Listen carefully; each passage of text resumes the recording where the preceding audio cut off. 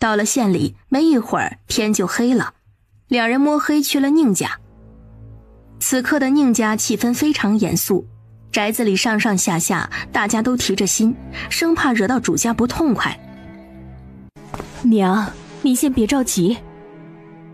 天宝都成这样了，你还让我别着急，安的什么心呐？娘，他们敢欺负人，咱肯定要去找的。但现在咱们还没有弄清楚事情真相，您就这样去了，别人问起来，您说什么？咱先问问罗氏看看是出什么事儿了，再去找对方也不迟啊。罗氏啊，你来说说，这到底是怎么回事儿？我同意你将天宝带回去，可没让你回去之后护不好天宝啊。老夫人，我没有，是那个野丫头动手打了天宝，当时我已经将那个丫头给打了。这怎么行啊？敢打我宁家人，我要让他们一家跟着陪葬。老夫人，门外有个孩子说要交给你的，可知是什么人呐？不知道，孩子给了信就跑了。宁夫人伸手，小厮将信递过去。宁夫人打开信封，看到上面的内容，手一抖，将信掉在地上。这是干什么？见鬼啦！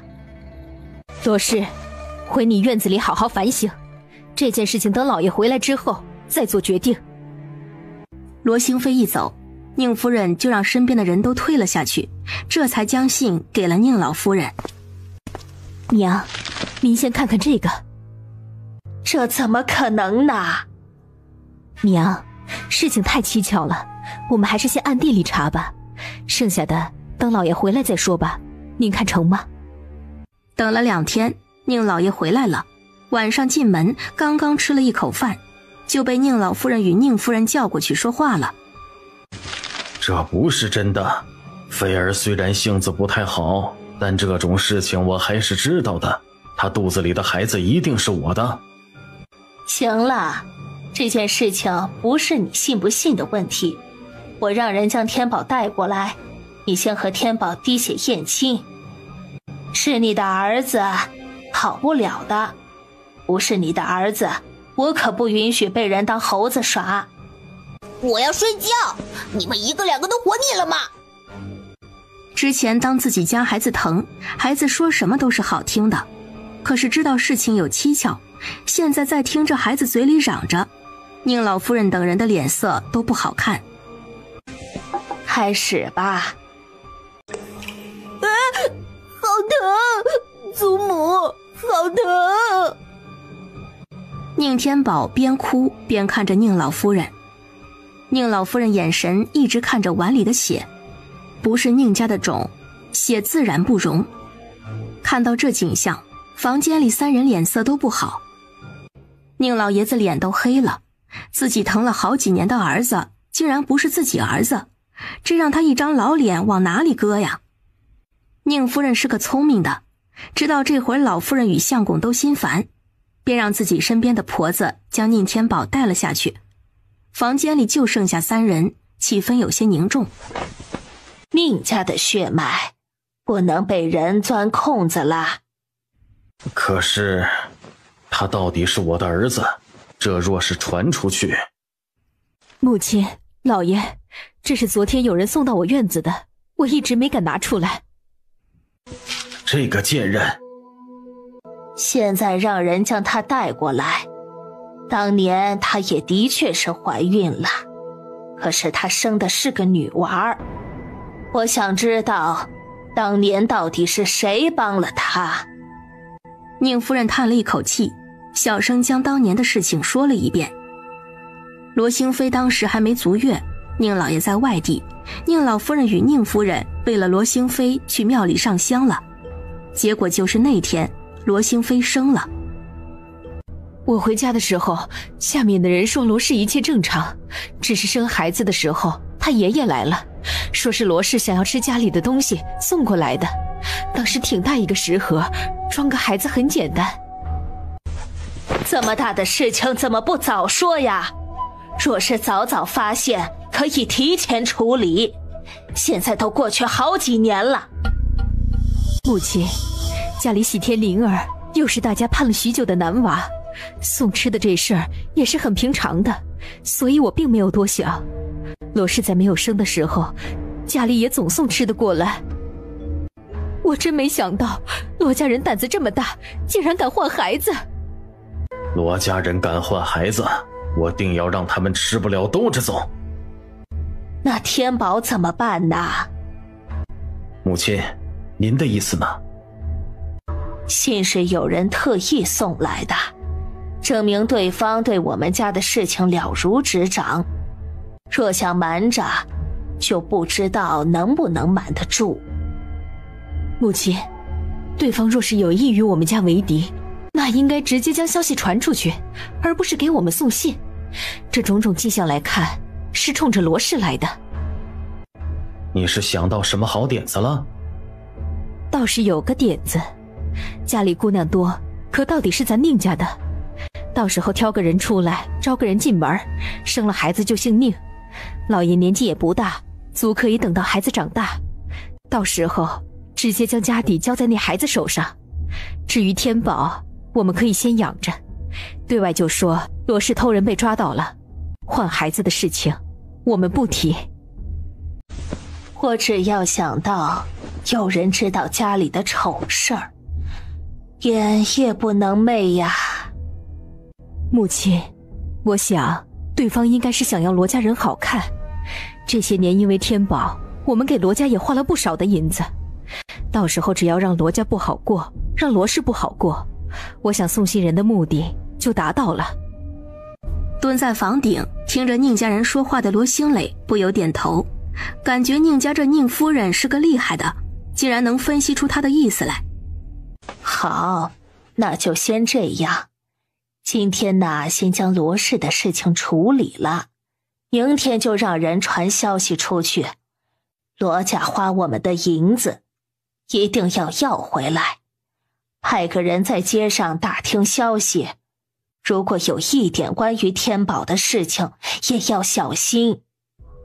如果瞒不住，那就说看天宝是个孩子的份上，我们不追究了。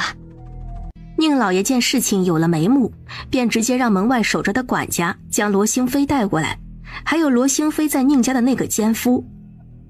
老爷，您可回来了？宁老爷嫌恶的一脚直接将人踢开。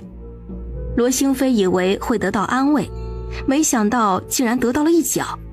老爷！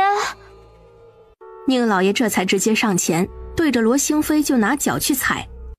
你这个贱人，我打死你！紧跟着就是罗兴飞凄惨的叫声。宁老爷一点也不怜香惜玉，打得罗兴飞痛不欲生。老爷您消消气，收拾这样的贱人，不必您动这么大火气，有的是办法。老爷，你为何这般对妾身呢？一会儿让你见个人。看到来人，罗兴飞脸色白了白，甚至不敢抬头去看。你来处理这事儿吧，后院的事情本就应该你管。是。直接让管家将带来的男人拉出去打，怎么着也得宁家人先出了气，再送到官府去。罗兴飞听到对方的叫声，吓得不轻，可是他身上的疼已经快要了他的命，身下也是一阵阵的血流出来。宁老夫人与宁夫人都看到了，身为女人有什么不懂的？宁老爷都已经出门数月不曾回来，竟然还怀孕了。老爷，你饶了妾身吧，妾身是天宝的娘亲呢。哼，还有脸说？说吧，当年你生下的孩子送到哪里去了？二哥，走吧。糖果。罗兴飞去过药铺，当时我把脉出来是个女婴，就感觉会出事，让人盯着她。不成想他们早就想好了办法，若是将孩子换了，好好养着还好，可他们竟然将女婴直接扔在巷子里。那天雨很大，若不是去得快，孩子就没了。没事儿，这仇也报了，他们的报应也来了。糖果是咱家的，与他们都没有关系。二哥，这事儿可没几个人知道，爹娘都不知道。看来我要保守秘密了。我只想糖果好好生活。会的。两兄妹回到家，就发现家里有事儿。赵氏带着大女儿罗爱云来了，直接下命令让罗新强娶了冯丽芳。理由很简单，当年冯丽芳与罗新强定过亲，这么多年冯丽芳一直没嫁，就是等着罗新强。你们两个干什么去了？昨天下午就不见人了，星校只说你们有事儿，晚上不回来。的确有些事情处理一下。你看着我笑什么呀？没什么，就是想着坏事做尽，是不是有报应？大哥，你不是今天要去齐姐姐家吗？怎么还没去啊？再晚些，齐姐姐要生气了。好，我这就去。星强不能走。这些事情都是父母之命，媒妁之言，没有什么可反对的。虽然分了家了，但我还是你们的娘。这事儿我不同意。星强不愿意，我们也没有想过。算了吧，我还要去做工，就先走了。奶娘，也让你们赶紧回去，县里来人了。来人了？宁家的？行了，你先回去，告诉宁家人，我在这儿等着。他们能来，肯定是为了那天星妃受委屈的事情。他们是来找你的，也让你赶紧回去。走吧，咱先回去，一会儿啊，再带宁家人过来。敢打星妃，可是要付出代价的。二姐，不会出事吧？要不你出去躲躲吧。咱家没有宁家有钱，还是没有宁家的人脉，为什么要怕呀？且不说宁家是不是来找麻烦的，他们敢来，我就将整个宁家端了。二姐，你是不是知道什么呀？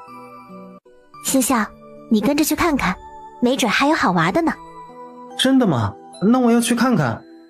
你们该不会知道什么猫腻吧？还真有点猫腻。罗星雷简单将宁家的事情说了一下，但是没有说罗糖果的事情。罗星梅听得目瞪口呆，突然也跟着笑了。他们该不会以为宁家会来找麻烦吧？你们几个还笑呢？娘，宁家的事情不用担心，我会处理好的。没有，不是因为宁家，是因为你大哥到了年纪，多少双眼睛盯着，这要是再不成亲，我快要被你奶折磨死了。我大哥呢？去县里了，不是你说和如意约了吗？你大哥说你如意姐有什么话非要单独约，在这传出去，你哥没什么，你如意姐可就完了。罗星雷满头黑线，他这个老实巴交的哥哥哟，还真的去人齐家了。下午的时候，罗星笑回来了，中午连饭都没有吃，一直饿到现在。同时也带回来2个消息，罗六与赵氏被一起关进牢里了，罗星飞被宁家人卖到妓院去了，理由很简单，罗星飞行为不检点。你大伯娘又该伤心了。娘，有什么好伤心的？罗星飞都不认大伯娘的。这怎么能一样呢？好歹是你大伯娘肚子里爬出来的，打断骨头还连着筋呢。你们怎么过来了？爱福，天塌了呀！是宁家人，星飞不检点，被卖到妓院去了，咱爹娘被关起来了。为什么？因为这几年咱家花了宁家的钱，宁家人生气了，要将钱要回去，可是家里现在哪里有钱呀？花了宁家的钱，就将宁家钱还回去，早点让爹娘出来。家里没有银子。怎么会没有银子？你们花人家银子买了什么东西，就将东西送还回去。平常你们也有干活，你们干的活足够自己用。我这不是还要供着星辉吗？到底是咱们家唯一一个读书人，养星辉那是你自己的事情，有银子就花，没银子就拘着。既然敢花，那便敢还，还是早点想办法让爹娘出来吧。这些银子花在哪里了？你们应该知道。二哥，我们没有银子，但是爹娘必须先出来，很多银子都在娘那里，家里娘当家呀，你看能不能借我点儿？我还有供着兴平，我在养殖场就那点银钱，家里开销有时候还需要指着几个孩子呢。既然是爹娘的事情，还是将老四一家也叫过来，好好商量一下吧。我去叫。娘，抱我！不知道好好站着吗？多大的孩子了，一点也不懂事儿。娘将你养这么大，谁知道以后你会不会孝顺娘啊？娘，我一定会孝顺您的。现在说的好有什么用啊？以后你还不是娶了媳妇儿忘了娘？现在你曾奶奶都被关进了牢里了，我这心里着急呢。唉，娘也是没本事的，不然也不用来找人借钱了。要教训孩子就出去教训，在这儿骂给谁听的？我们是每年的养老银子没给啊，还是短了你们其他几家东西啦？二婶儿，您这是哪儿的话呀？我也没说什么呀。你得亏没说什么。二婶别生气，兰兰不懂事儿，您是当长辈的，也别跟她一般见识。哟，今天算是领教了，一个指桑骂槐，一个将屎盆子往我娘头上扣，这是说我娘心胸狭隘，与小辈计较。我没这个意思。哼，最好没这个意思，这里是我家，我的家人，不允许你们随意污蔑和欺负。叫我们叫过来干什么？都说了没银子，还非要从我们身上刮层皮不行啊？这几年花了人多少银子，就吐出来多少。宁家人拿了银子，自然就将爹娘放了。再说这几年爹娘与你们一起住，也是帮了你们不少呢。我和二哥可没有这待遇，二哥比我更差，当初分家可是什么都没有落到。大嫂、二嫂，昨天在爷爷寿辰上，你们可都带了金钗，今天在头上这么干净啊？就连个木钗都没了，这银子都没送去宁家，你们就突然这么穷了？东西被你们吞了？哎呦，这成天在老太太面前装孝顺，这一下老头老太太进去了，你们竟然拿不出来银子了。家里的家具都是这2年添的吧？村里不少人家可没呢，拿出去换了就是银子。这原本也都是人宁家的，现在还回去也都是物归原主啊。不知道你们跑过来找我们是几个意思啊？你们花钱的人都没有想办法卖东西凑钱，现在就直接找上了我们这早就分家出来的，这如意算盘打得可真好啊！这些钱花哪里了？你们2家应该有数吧？谁花了多少就拿出来多少啊，别总想着从我们什么都没花的人身上抠。弟妹呀，话不能这么说，我们是花钱了，我们也愿意将东西卖了凑钱，可这些东西不是一时半会儿就能卖的。咱爹娘现在就在牢里，我们得抓紧时间让他们出来呀，不然你们先借我们点儿，等爹娘出来了，我们一起想办法再将钱还给你们就是了。是呀，老四家的，家里钱都在娘那里，咱也不知道放在哪里了，直接去翻找，这也不好啊。你们先借我们，等娘回来我们再凑。哎呦，这如意算盘打得真响呐！就这么借去了钱，回头是不是又该说这都是我们应该的，我们也是做儿子做儿媳妇的，出了这些银子也是尽了孝心。不好意思啊，还真没有银子呢，你们花钱的都没有，我们怎么可能有呢？小婶儿，这10里8乡谁不知道啊？你管这县里的成衣作坊，那么多人的工钱都由你管着，怎么会没有银子呢？无论我有多少银子，那也是我辛苦赚来的，你有什么意见呢？我就是想着能不能借点儿，先让爷奶从牢里出来嘛。行了，别在这里耗时间了，如果你们愿意卖家里东西啊，凑银子，可以去村子里找人，然后谈价钱。老四媳妇儿，你不能这样说话吧？再怎么说那也是咱娘啊，你们现在连管都不管，1文钱都不愿出，这让2位老人知道了寒心呐。是啊，你不能这样，再怎么说都是罗家人，这兄弟几个还是亲的。爹娘进去了，大家都着急。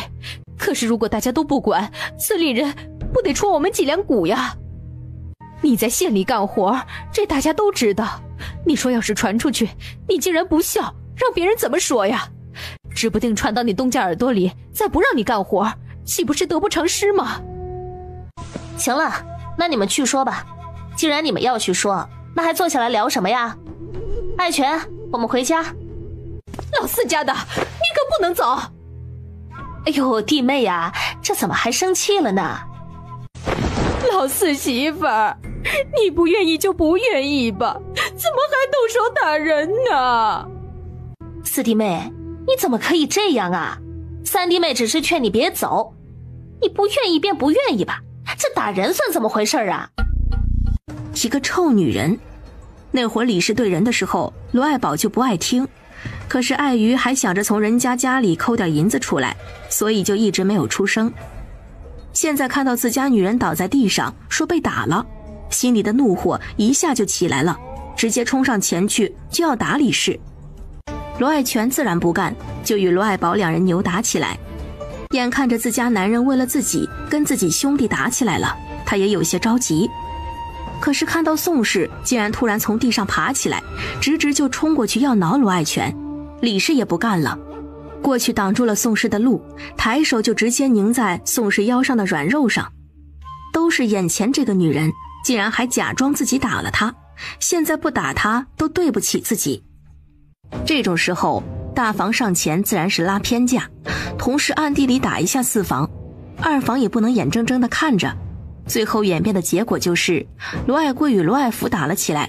牛氏倒没有对关小妮动手，因为罗星梅就在一边看着，牛氏不敢。罗新孝早就跑去找罗武家的人，罗武家人听到打起来了，慌忙跑过来。这是干什么？自己兄弟打起来，是怕别人看不到我们罗家的笑话吗？爱全家的，快将你的脖子处理一下。小姑，这动静吓坏了众人，关小妮、罗爱福、罗星梅、罗爱全、李氏一行人都跑了过去，后面来的罗武众人也跑了过去，任大家怎么喊都叫不醒罗星磊。我去叫人。罗兴平说着，一个闪身，连正门都来不及走，直接用轻功越墙离开。罗兴辉看到这样的场面，眼底晦暗不明。好好的打什么架？这是吓到小磊了？大伯，我爹娘被宁家人送进牢里去了，宁家要银子，我大哥和三哥就跑来找我们要，我们表示也没有银子，然后小邱就叫我回去，宋氏追上来就拦，小邱甩了一下，宋氏倒下了，就说小邱打他，然后我三哥就冲上来要打小邱，我们兄弟就打起来了。胡闹！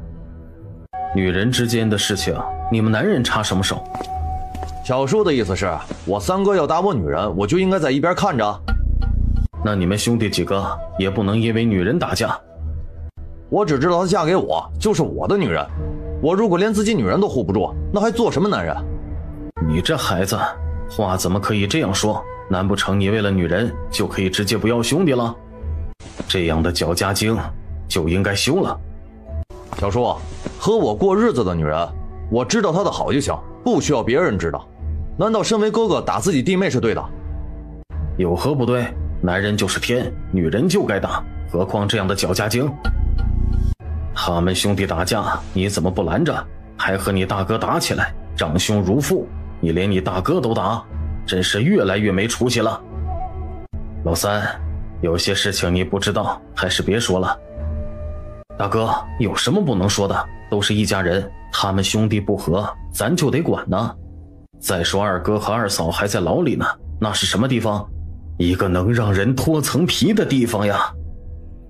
小叔既然这样说话，不如给我大哥三哥借点银子，让大哥三哥好去将爹娘接出来。行。可是说完之后他就愣住了，似乎答应了不该答应的。娘，刚才爱福兄弟几个打架，吓到小磊了，人昏过去了。什么？到底怎么回事？罗武将事情简单说了一遍。爹，爱福和爱全太湖来了，二哥二嫂都被关进去了。现在应该想办法让人出来。他们竟然不管自己爹娘，您可得好好说说这两个不孝子。罗老爷子的眼眸不悦地扫了一眼小儿子，直接看向人群后面装鹌鹑的宋氏。爱宝家的，你来说说，你去拦爱全家的事，爱全家的当真打了你？是。爱祖，去将罗大夫请过来。是。爹，不用请大夫，那丫头就是胆子太小吓晕了，一会儿就能醒过来。罗老爷子扭头白了他一眼，有些恨铁不成钢，没有回答罗七的话，而是看着罗爱贵与罗爱宝两人。宁家人要银子，那也是兴妃给你们的那些，现在将银子拿出来，去将你们爹娘从牢里赎出来。爷爷，我们没银子，要是有，我们早去将爹娘接出来了，哪里还用得着跑过来借银子？谁知道亲兄弟有银子也不愿意借，这救的还是我们爹娘，传出去这名声，不知道还要不要了。要不要脸？你们花银子的都没说什么，爱福和爱全两个没有花银子的，怕什么啊？这几年你们花了多少，就给人退多少。可是家里用宁家银子打的家具、买的东西，全都拿出去找人卖了，将银子凑好，早早将人从牢里接出来。爷爷，东西都卖了，我们怎么生活？你这是不给我们活路呀！以前什么都没有的时候，不是过得挺好？现在没几件家具就活不了了。他才花了几个银子呀，都是大房花的，现在他着急什么？太爷爷，您不用担心，刚才我小叔说找我七爷爷借点银子，我爷爷奶奶出来之后再将银子还给他。庆辉，我只是问问啊，这银子是你爹出面跟你七爷爷借的，还是你三叔或者是你啊？那都是你们的事情啊。这几年我每年都有按时拿着孝敬的银子送过去，也没有从你爷奶手上拿过一文。现在宁家要银子，自然应该你们管。小叔，都是一样，大家都是想让爷奶出来。哎，我是想让你爷奶出来啊，只是这银子，小叔啊，借不借，怎么借，借给谁，那都是你的事情，我只是提一嘴，其他都与我没关系。哼，我可不像有些人，家里明明有银子，都舍不得拿出来救自己爹娘。小叔，二叔平常与你都在养殖场干活，家里人多，花的多，还要养着小磊，所以时不时还需要星梅他们给家里添点。您赚钱，小婶在县里成一作坊，怕是也不少赚。怎么着？我一个大男人还需要花女人的钱？还是说我非要逼着你小婶将她的自己赚的银子拿出来给你们用才是一家人？小叔，你误会了，我并没有这个意思，就是想着大家都是一家人，小婶也管我爷奶叫一声爹娘，现在家里有难处。行了啊，你也别说那些有的没的，就是你小婶同意，我也不同意。我是个男人，平常赚的那点钱我都留着家用，或者攒一攒给你爷奶了。他们两个老人能花多少银子？反倒是你，因为你是大孙子，你爷奶偏疼你，没分家之前就给你花的最多。后来星妃出嫁了，这银子给了，用在你身上的恐怕就更多了吧。小叔，星妃是我妹妹。哼，是你妹妹，现在你们花了人家银子，宁家人要银子，你不是当哥哥的吗？你们不应该拿出来吗？还非扯上你小婶啊，我们可没有短过你爷奶的孝敬银子。且不说你读书怎么样，就是不读书，像你这样当爹的年纪，早就开始下地干活，就算地里没活，那也是去镇上寻个事情干。可你看看，娶了媳妇好几年了，生了孩子，一家三口还是伸手要着钱花。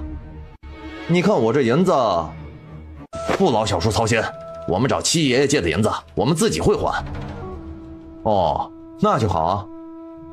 行了，既然说好了，那就走吧，剩下的等你爹娘回来再说吧。谢谢七爷爷。爹，大哥，我们回去吧。你先回去吧，我留在这里等大夫过来看看小磊丫头怎么样。那我也留下来等着吧。罗新阳、祝来一、罗兴利跟着罗兴平一路用轻功先回来了。就他们说话的功夫，约莫不到1炷香的时间，几人进了院子后，直接就进了罗兴磊的房间。紧跟着，无忧带着李兴，身后跟着李青云，几人也是用轻功过来的，几乎是前后脚。到了之后，无忧直接就将人带进了罗兴磊的房间。祝来一、罗兴阳、罗兴利、李兴、李青云5个人连番把脉，可是最后得出来的结果，罗兴磊没事儿。这是发生什么事情了？小磊怎么会突然这样？家里出了一些事情，他2个叔叔打起来了，小磊许是吓着了。这孩子胆子小，刚才大人打起来被吓到了，这被吓到的人想要叫醒恐怕很难，要先看看今天晚上发烧不？好，我就在这里守着。留2个人守着，其他都出去吧。我守着。小沈，你没事吧？真吃亏了？你觉得呢？他每天要去县里忙，有时候住在县里，年纪也不大，又有罗兴磊给他的那些抹脸上的东西，皮肤越来越好，看着像10几岁的都有人信。有一次就差点被人占了便宜，后来无忧就教了他几招，平常他自己没事儿也会出去锻炼一下，宋氏能跟他比？您没受伤就好。受伤了？这不是小磊啊，这是怎么回事啊？把脉像是睡着了，并没有其他症状，他身体很好。可是他这次没有发烧啊，这个不好说，要先看看，或许跟上次一样。大家都忙自己的去吧。小磊以前说过，自己如果哪天把脉没问题，就跟睡着了一样，那就不用管他。娘，小磊自己说的？是，以前就有这样的状况，那次啊是一直发烧，回来之后小磊便跟我说了。哦，那便没事了。罗家兄弟打架，罗兴磊被吓到了，人晕过去，一直没有醒过来。这消息就跟长了翅膀一样，在凹山村传遍了。收到消息的第一时间，王月菊一大家子就来了。小妮呀，我知道家里有大夫，可是孩子没醒过来，是不是魂儿被吓飞了呀？这个，哎呦，我也不知道。哎，这是个好孩子，不会有事的，但已经这样了，还是给孩子叫叫魂的好。村里有讲究，孩子被吓到了，那就是魂飞了，晚上叫叫魂，魂回来人就好了。众人也是深信不疑。晚上关小妮真给罗兴磊叫魂了，一人叫一人应。二哥，真的管用吗？不知道。这样真能让小磊醒过来，那也是好的。不过大哥昨天晚上就没回来，今天白天也没有回来，我们要不要通知他？明天吧，如果大哥明天还没回来，星校去县里找大哥。不行，明天请神婆过来看看吧。哦，好。翌日，罗兴强回到家时，神婆已经开始又唱又跳的，其他人都一脸严肃地站在一边，气氛很凝重。院子里案桌上摆了香案，还摆了一些供奉。罗兴磊的房间门开着，神婆一会儿在屋子里神神叨叨，一会儿在院子里出来神神叨叨，正嘴里念着什么，突然门外一声哀嚎，吓得神婆一个机灵，手上拿着沾了朱砂的笔，不小心画到了提前准备好的黄纸上，破坏了神婆的原本计划。这招魂的法事啊，才刚开始做呀。这是有人不想让这丫头醒过来呀。活不下去了，养了2个白眼狼，这活不下去了呀。这是干什么？你这个不孝子，老娘还能动呢，你竟然一点银子都不愿意出，现在知道着急了。娘，有什么事情先起来再说。我不起来，我就是要让这村里人看看呐，你们2个白眼狼啊，老娘一把屎一把尿的将你们拉扯大了，你们竟然管也不管我，活不下去了。村里有远远听到声音慌忙赶过来看热闹的，没一会儿的功夫，周围就堵了不少过来看热闹的人。这2天的事情大家都听说了，众人开始指指点点，说什么的都有。有向着罗爱福家说话的，感觉做得没错，也有说罗爱福一家不孝顺的，因为不孝遭了报应，才会让罗兴磊昏睡不醒。很快的，罗老爷子与罗老太太一起来了，罗老太太气得全身都在发抖。干什么呢？这是刚从牢里出来，一点不知道消停是不是啊？还想进去待着？罗老太太声音沉沉，透过人群进赵氏耳朵，赵氏下意识打了一个哆嗦。这是怎么啦？小磊丫头怎么样啦？刚开始就被打断了，神婆说只怕好不了了。哭？你还好意思哭啊？这几个孩子已经很好啦，每年还给你养老钱。你们呢？今天我老婆子豁出去这张脸不要了，就跟你好好说说。娘，您这是怎么啦？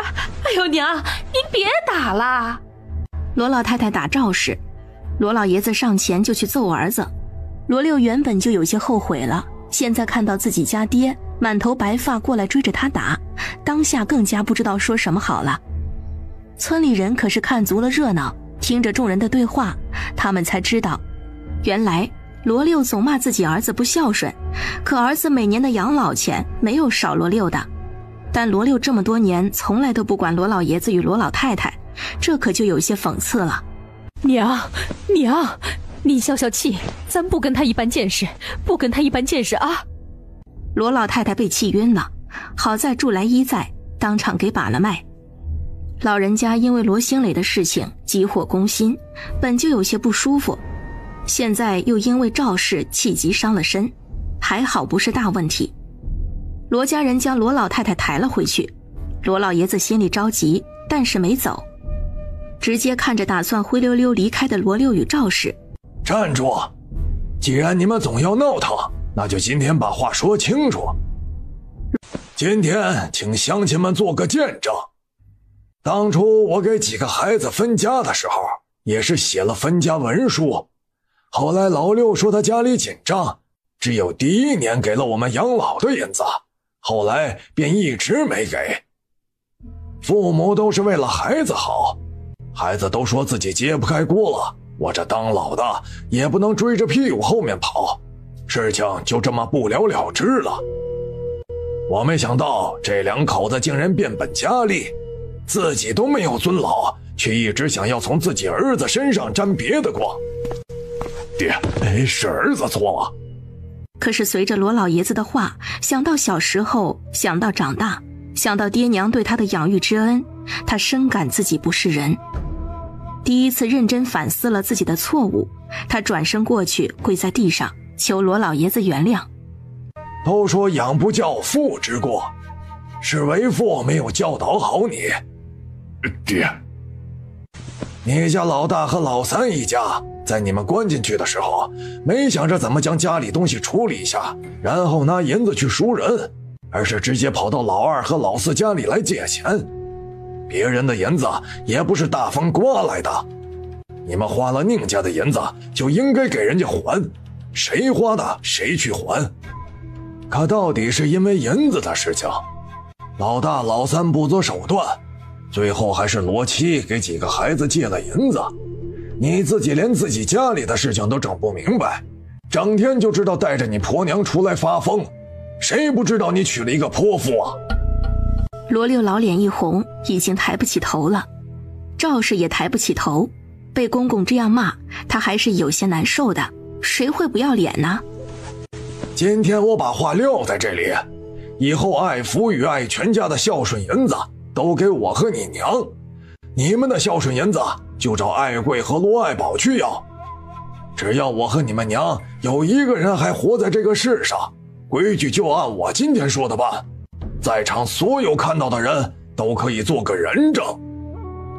你这不说话，是对叔提出来的办法有意见？没有，应该的，就当爱福和爱全替我孝顺爹娘的。婶子今天可是被你家那个直接气晕了。婶子若是有个三长两短的，你们两口子睡觉的时候就不怕阎王爷会直接索命吗？让神婆继续吧，不会有人再来闹了。我先回去看看你奶奶。赵氏气倒了他娘，一行人刚回去，罗六就拿着棍子狠狠揍了他赵氏一顿。罗爱贵与罗爱宝上前想拦着，也被一起揍了。后来两人就不敢上前了。赵氏彻底躺在炕上，不能蹦跶了。罗兴磊没有醒过来，李兴铺子第一次在外面公开贴了告示，神医云游，归期不定。告示一出，整个白宁县都沸腾了。这里有多少生意都是因为神医起来的，有多少人是靠着神医而活的。毫不夸张地说，罗兴磊一个人带动了整个白宁县的经济发展，也养活了不少人。可有打听出来是什么原因？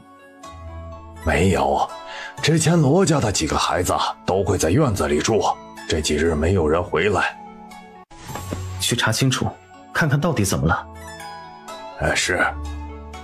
时间一晃，又是2天时间过去，罗兴磊还没有醒过来，没有发烧，一切正常，就是睡着了一般。这2天大家除了担心罗兴磊情绪不好外，基本该干什么还干什么。突然看到2个人站在自家院子门口，关小妮都愣住了。你好，我叫易耀，这位是方公子，之前曾受过小磊的恩惠，我是大夫，不知可否帮小磊把把脉啊？易爷爷，你们怎么过来了？听到消息很担心，就寻着过来看看。易耀总说罗兴磊以前帮过他，他是大夫。最后孙氏与关小妮带着易耀去了罗兴磊的房间。如何？脉象上看就像是睡着了。没关系，他肯定会醒过来的。没有找出来办法，时间一晃就1个月过去了。这1个月，罗老太太的病情好转了，可是想到罗兴磊还没醒过来，每天都会来关小妮家转一圈，仿佛习惯了一般。有了上次罗老爷子与罗老太太当面打人的举动，最近罗六家乖多了，1个月没有作妖。赵氏被罗六打得1个月没下炕，现在还在炕上躺着，听说伤得不轻。这期间最好笑的便是罗七的事情。借了钱的罗七在罗六一家回来5、6天后，见罗六家没有动静，便去找他们家浅浅地提了银子的事情。结果罗六仿佛没听懂一般。后来罗七每天都过去，第15天的时候终于明说了，让罗六将银子给他，他需要回王城，路上需要银子。罗六表示自己不知道银子的事情，罗七就说当时这银子是拿去赎他们出来的。罗六表示自己知道了，会想办法。当时给宁家赔了300两，罗七全出了，罗六就给了罗七30两，就这还是罗六强行从赵氏的柜子里翻出来的。看到300两变成30两，罗七着急了，想要回自己的银子，便叫了罗爱贵与罗爱宝同罗六一起说，表示自己的难处。罗六表示他没有银子，罗爱贵表示家里银子都在赵氏手里，罗爱宝直接来了一句他们已经分家了。原本一切都好好的，直到罗六从赵氏房间里搜出来30两银子给了罗七之后，牛氏不做饭了，甚至问罗爱贵分家了为什么还要一起吃饭。最难的就是罗六，赵氏还被他打得在炕上不能动，做饭的活计自然就成了罗六的。君子远庖厨，罗六一辈子都没有进过厨房，更不会做饭。罗七的银子就是要不到，最后罗七跑来找罗爱福与罗爱全，想让兄弟2个想想办法。罗爱全冷笑，表示自己当时就说了，让罗七认准了借给谁后再借，谁让你不听劝呢？罗七没办法，只能又找罗六。最后你来我往中，罗七没出手，罗七的儿子罗爱轩与女儿罗爱静出手了，直接花了点银子，找了村子里的壮劳力，就要去搬罗六家的东西。牛氏与宋氏自然不同意，于是双方大吵了一架。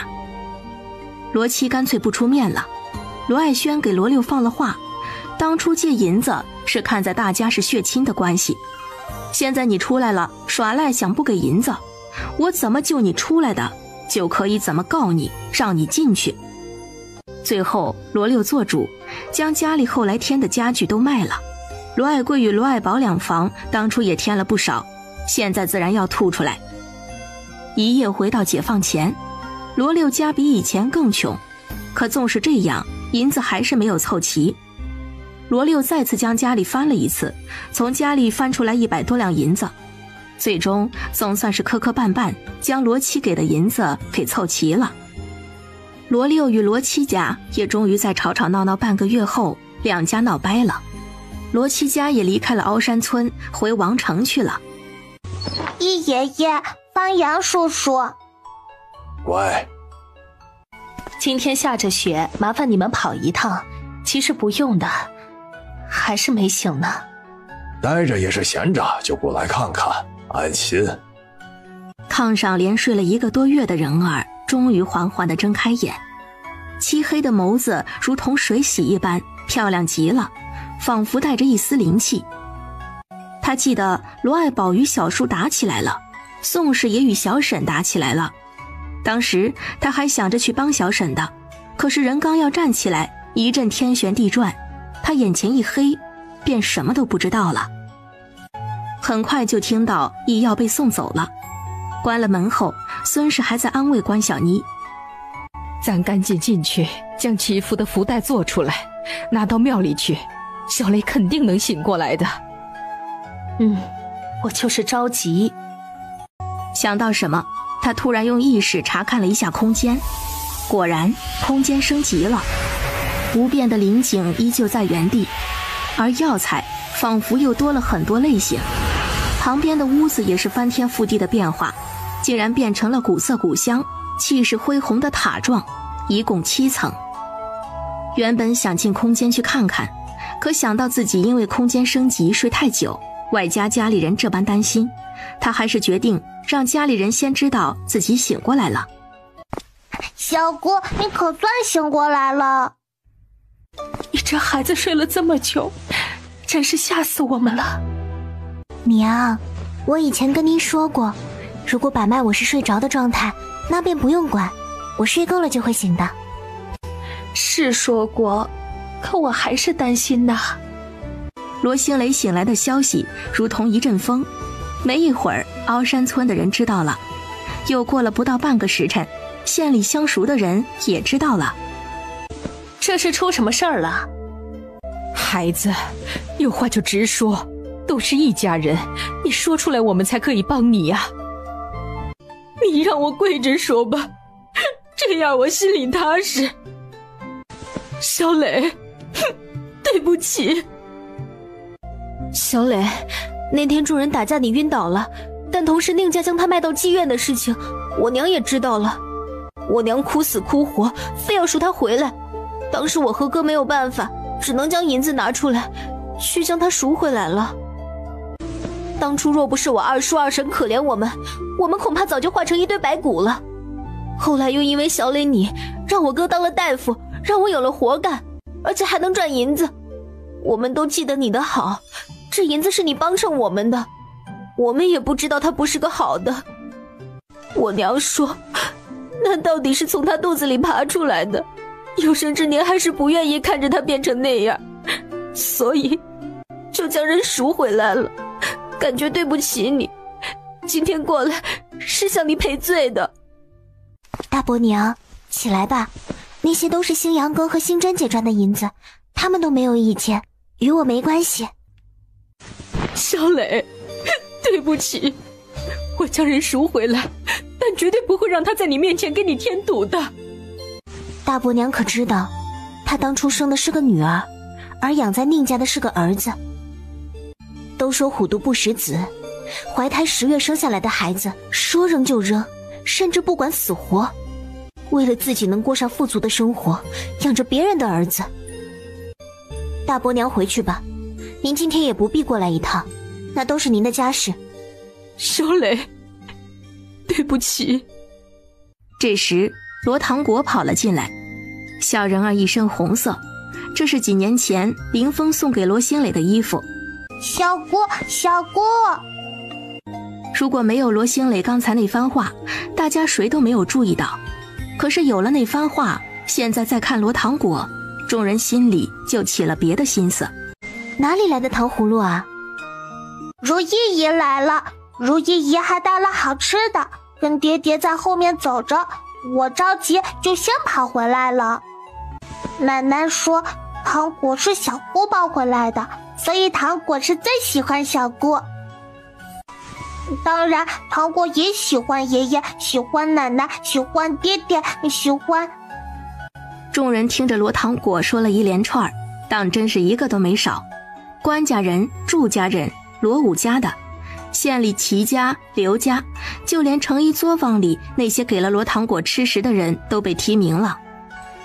糖果的心就那么小一点，这么多人放不下，那就挤一挤嘛。不过咱家人都在单独的位置，不会挤的，很重要的。你可算是醒过来了，吓坏了大家。如意姐怎么跟我哥一起进来的？我从山路走过来的，兴强哥原本要去县里，见我手上拿着东西，便帮我拿过来了。我该回去了，雪天路不好走，看到你没事我就放心了。都说了雪天路不好走，为什么还要回去呀？直接住我家，又不是住不下。不了，最近总来，也没怎么在作坊干活，你没事我就可以收心干活啦。如意姐，都已经这么多天了，也不在乎这一两天的，留下来吧。如意姨留下来嘛，糖果喜欢如意姨。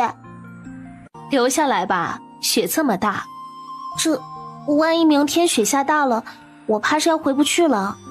行了，明天看看，如果下大了，那就是老天爷要留你，你可不能推辞。齐如意失笑，这么多人都留，他要走了就有些不识好歹了。齐如意留下来，罗家又热闹了些，只不过王氏的话就到此为止了。外婆，您是不是有什么悄悄话想跟我说呀？是有事情跟你说，你这孩子性子太倔强了。今天你大伯娘过来，主要是想告诉你这件事情。她感觉这几年都是靠你的恩惠才有今天的日子，但你要换位思考啊，那孩子毕竟是你大伯娘生的，母子连心，你大伯娘如何能不管呢？你还只是个孩子，这些事情你没有办法懂。女人的心呢，这辈子都牵挂在孩子身上了，自己孩子有个事儿，都恨不得直接拿自己的命去抵。以后你就懂了。我没怪他，你大伯娘带着俩孩子不容易，得亏2个孩子都长大了，现在也算是熬出来了。罗兴飞在星阳哥家1天，我便不让糖果去那边玩，我自己也不会去。孩子，你跟外婆说，糖果是不是？当时他来我铺子里把脉，就问孩子是男孩还是女孩，我便知道是女孩。可是罗兴飞当时的状态有些不对劲儿，我就派人盯着。结果那天雨很大，我爷直接拎着刚出生的孩子扔到了一个巷子里，当时孩子身上连一块布都没有，若不是我过去早，恐怕孩子早就没了。那就不让糖果去，这孩子听话，也是个孝顺的，就是不知道以后会不会耽误了你哥的亲事儿。糖果是我要养的，只不过记在我哥名下，如果耽误我大哥成亲，那就转到我二哥名下，等我二哥成亲，那便转到我名下。你这孩子哟，你们2个不成亲，要不就先定下来吧。这村子里啊，亲戚间提的人很多，今天你大舅娘带人过来，你们也看到了。娘，我不急，前面还有大哥呢。现在你前面有大哥，等你大哥定了亲呐，我就天天开始催你。你以为自己能躲多久啊？罗兴平一脸的生无可恋，紧跟着一走神，棋错一步，满盘皆输。下棋的时候不要分心。难道你都没有听到娘说的话？兴强，娘，刚才娘说的话，你可有意见呢？没意见，娘说的都是对的。那好，既然你没意见，我便直接让人给你相看。对方姑娘呢，你要不要见见？还是娘直接就给你做主了？娘，您刚才说什么？我说是让你自己相看，还是娘帮你做主了？别！今天你大舅娘过来的目的你看到了吧？若不是因为你外公外婆强行要回去，他们恐怕想直接住下来。都是亲戚啊，娘不能往死了得罪，到时候可怎么说呀？这个，你之前没回来，大家过来提，娘还有一个推辞的理由。现在啊，娘是连理由都找不到了。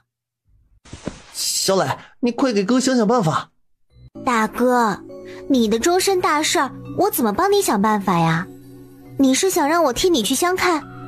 大哥，你要不先想想，看你喜欢什么样的，然后咱再考虑从哪方面入手。奶奶，什么是相看？就是给你爹爹娶个媳妇儿。那就是我娘亲。我不喜欢别人当娘亲，我就想让如意姨当我娘亲。齐如意到底是个女孩子，羞红了脸，也不能去责怪罗糖果，那只是个孩子。罗新强倒是看了一眼齐如意，脸上表情变了变，没说什么。糖果，那你认为谁可以当你二婶娘？到时候你说谁，二叔就娶谁。真的吗？是，那你现在跟二叔说说，二叔娶谁比较好呀？如意姨不行，糖果相中如意姨当娘亲了。二妮儿姨、三妮儿姨、宝清姨、来依姨、来米。糖果，你认识的这些人都不行，这些都是跟咱家有血缘关系的。为什么有血缘关系不行啊？有血缘关系，成亲以后不可以要宝宝。为什么不能要宝宝？小姑去哪里要宝宝？糖果能不能去要一个回来？这样就有人和糖果作伴了。罗新磊突然想到前世看到的一个段子，男人躺在床上，一脸暧昧地看着女人。老婆，咱要个孩子呗。要个孩子？人家的孩子怎么可能给咱们呀？不是，我是说咱俩要个孩子。我们俩一起去，人家就会把孩子给我们了？不是，我是说咱俩一起睡觉要个孩子。我们两个一起睡觉，人家也不会把孩子给我们呀。算了，不要了，要了也是智障。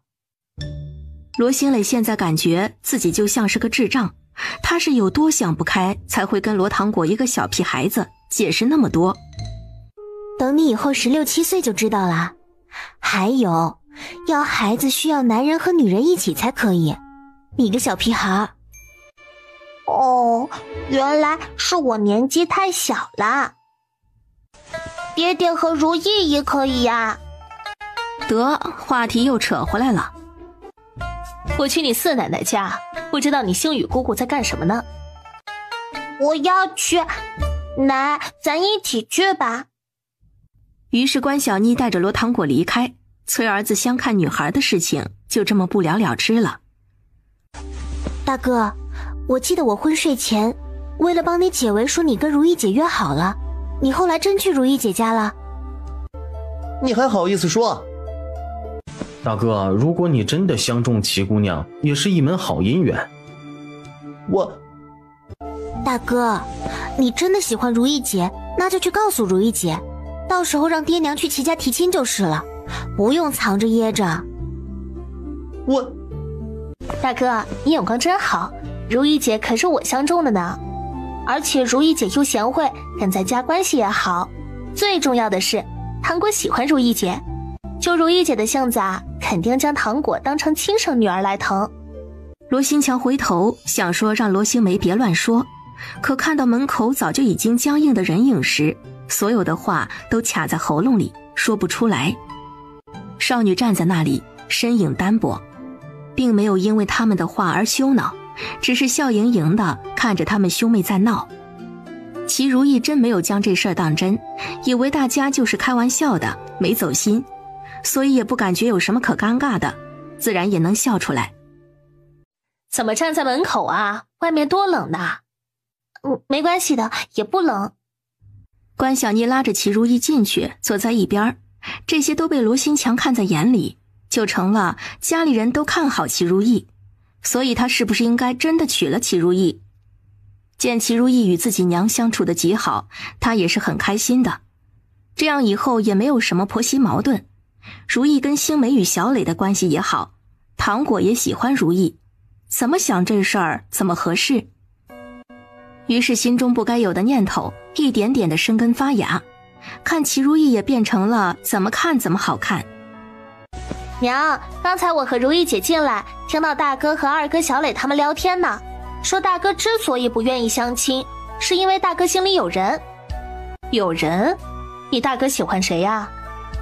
星强，你告诉娘，你是怎么想的？你到底喜欢谁？说出来，娘也好告诉人家，不要再给你介绍人了。娘，就是你身边的如意姐呀，我大哥相中如意姐了，咱两家也算是多年的交情，如意姐咱们也熟，糖果呢也喜欢如意姐，如意姐肯定会待糖果如亲生的一样，这事儿怎么想怎么合适啊。哎呀，如意，我怎么就没想到呢？如意星强这孩子啊，虽然木讷了点儿，不怎么会说话，但好歹是个知冷知热有担当的。你放心，等你进了门呐，如果他敢欺负你，我就揍他，我一定向着你啊。齐如意有些无语，不就是开个玩笑吗？这玩笑怎么越开越大了？关小妮激动呀，对于这个儿媳妇儿太满意了。你们几个待着，我去找你们爹，商量一下去齐家提亲的事情。于是罗星磊第一个装肚子疼出了堂厅，罗星梅也感觉自己刚才说过了，慌忙跟着出去了。唯有罗星平非常淡定地走了出去，连借口都没有找。一时间堂厅就只剩下罗星强与齐如意，后者还在愣怔中久久回不过神，眼神有些飘，身子都有些飘，怎么就成这样了？如意，我这人没跟女人相处过，但我会好好照顾你的。我们家的情况你也知道，糖果只是个孩子，好在他也喜欢你，到时候我们再给糖果添个弟弟妹妹。在门外偷听的三人顿时无语了。大哥，你这想的也太远了吧，刚开始撮合，一下就想到生孩子了，跳得够快啊。罗星平一脸淡定地扯着罗星梅与罗星磊离开，他认为大哥接下来要说的话不适合两个丫头听，都扯到生孩子了，距离其他的还远吗？齐如意被雷到了，他张了张嘴想说，哎呀别，这都是误会，我刚才以为你们是在开玩笑的，可是话到了嘴边他又说不出口，怕伤了罗星强，更伤了与罗家人的情分。哎呦，你可来了，快进来坐，外面冷不冷啊？不冷的。你们怎么这个时候过来了？家里准备好了吗？都准备好了，我们今天是以小姐妹的身份过来的，给如意姐添妆。小磊，我们去看看如意姐。如意姐，想什么呢？这么入神。你们两个还真敢来。姐，完了，嫂子还没进门就这么凶，以后咱俩没好日子过了。你们还真敢说。我的好姐姐，我的好嫂子呀，这有什么不好的呀？我大哥长相好，人踏实，有责任心，有上进心，还会疼人呢。家里也没有恶婆婆，也没有恶小姑子，一家子都和谐，多好呀。就是，虽然有糖果，但是糖果很乖的，又跟如意姐投缘，总之是要多好有多好。齐如意看着两人这般，真是被气笑了。这2天她一直想着这事儿，去送了一趟衣服，竟然就这样将自己也送出去了。到现在她都有些不敢相信，她竟然要嫁给新强哥。热热闹闹中，罗家外嫁的姑娘们慢慢都来了，最先来的是罗爱乐，就连罗爱乐的婆婆也来了。无忧赶着马车到的。罗兴磊看到李兴一家人来，慌忙上前将人迎了进来。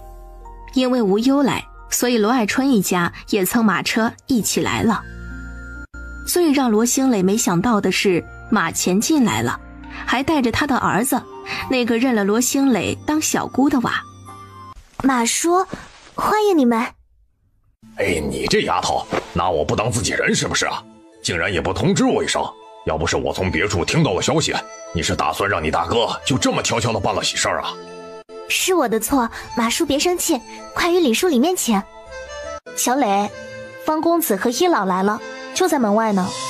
在门外就看到一老与方阳两人往里走，有几个大婶围着两人说话，具体说的什么有些听不清。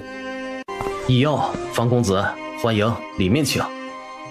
这时方阳冷不丁伸手指了一下罗兴磊，对旁边的一个大婶道：他这样的。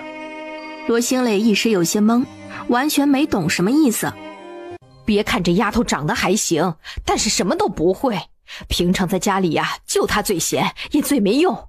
这位公子啊，我跟你讲，我就喜欢她的脸。这是怎么啦？大婶问我成亲没有，我说没。大婶问我喜欢什么样的，给我说亲。我说你这样的。她说你这是家里最闲最没用的，除了长得好看。我说就喜欢你长得好看。方公子真会开玩笑，快里面请。我认真的，没开玩笑。方公子，这世间漂亮的皮囊比比皆是，不必用我来当借口。欢迎方公子来，里面请。吉时快到的时候，迎亲队伍回来了，一进村子就被小孩子围了起来。喜娘在一边不停地给孩子们散糖。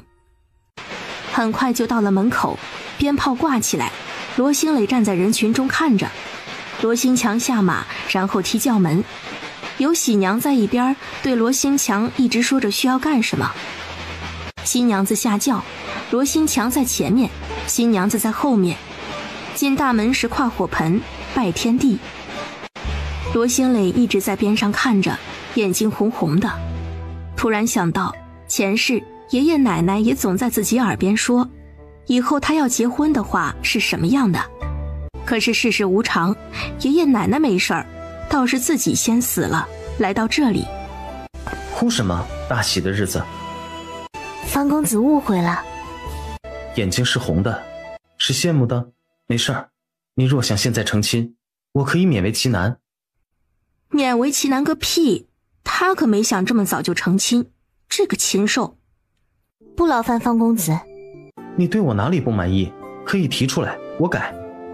罗兴磊顿时无语了，这人开玩笑越来越上瘾了，索性他也不说话了，专门看着前面。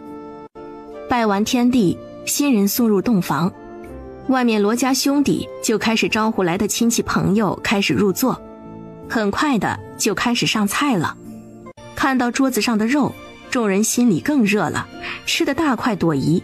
每桌12个菜，每个菜的分量都很足，准备的主食也很多，所以来吃酒席的人全都吃得肚子溜圆。这个年代的人都很穷，像罗家这样满盘子上菜6个肉菜的，别说几乎没有，就根本没有过。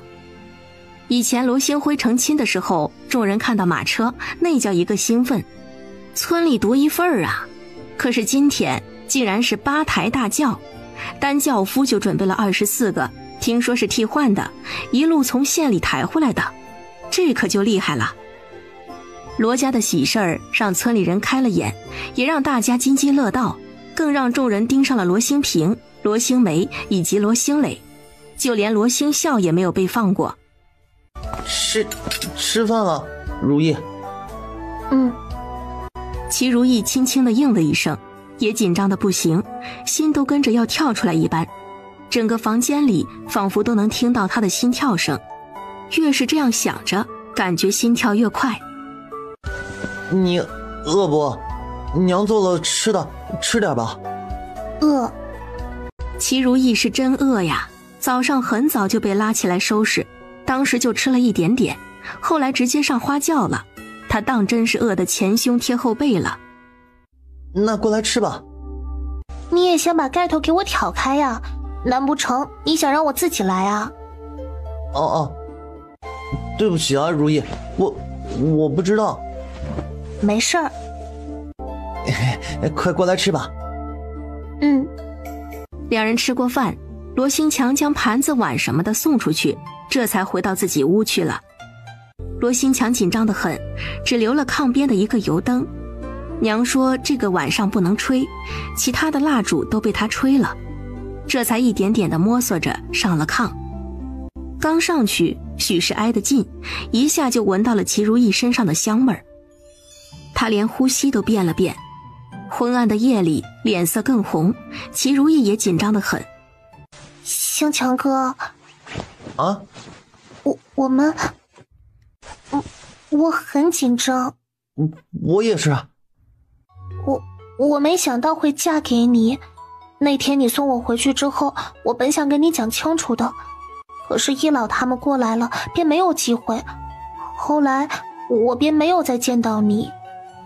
你想跟我说什么？现在说吧，我听着。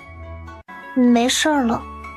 罗新强突然翻身，眼睛直直盯着齐如意，后者有些紧张，便也跟着翻身，眼睛同样看着罗新强。你放心，我知道嫁给我是因为家里人去提亲，你不好破坏了两家人的关系，才会同意。我会好好待你。如意。我想亲你，可以吗？于是两个新手摸索着上路了。一夜的奋战到底是打开了新世界的大门，到后来罗新强更是无师自通。两人折腾到快天亮才沉沉睡去，第二天也华丽丽的起晚了。娘，大哥和如意姐和嫂子还没有起来呢。这2天你大哥也没闲着，你大嫂那边也没什么人，很多事情都要他自己来，定然也是为了帮家里累坏了，别打扰他们。拥有成年人的灵魂，什么都懂的罗兴磊一时语塞。感情不是昨天晚上战况太激烈累的了？疑惑又懵懂的罗兴梅心想，昨天晚上他明明听到大哥房间有动静，肯定是两人成亲太兴奋睡晚了，所以才没起来。行了，快去收拾一下，叫你爹吃饭，动静小点儿，别吵到你大哥和大嫂。知道啦。娘，您可真是个好婆婆呀。村里谁家的新媳妇会睡到这会儿啊？早上起来还要敬一杯媳妇茶呢。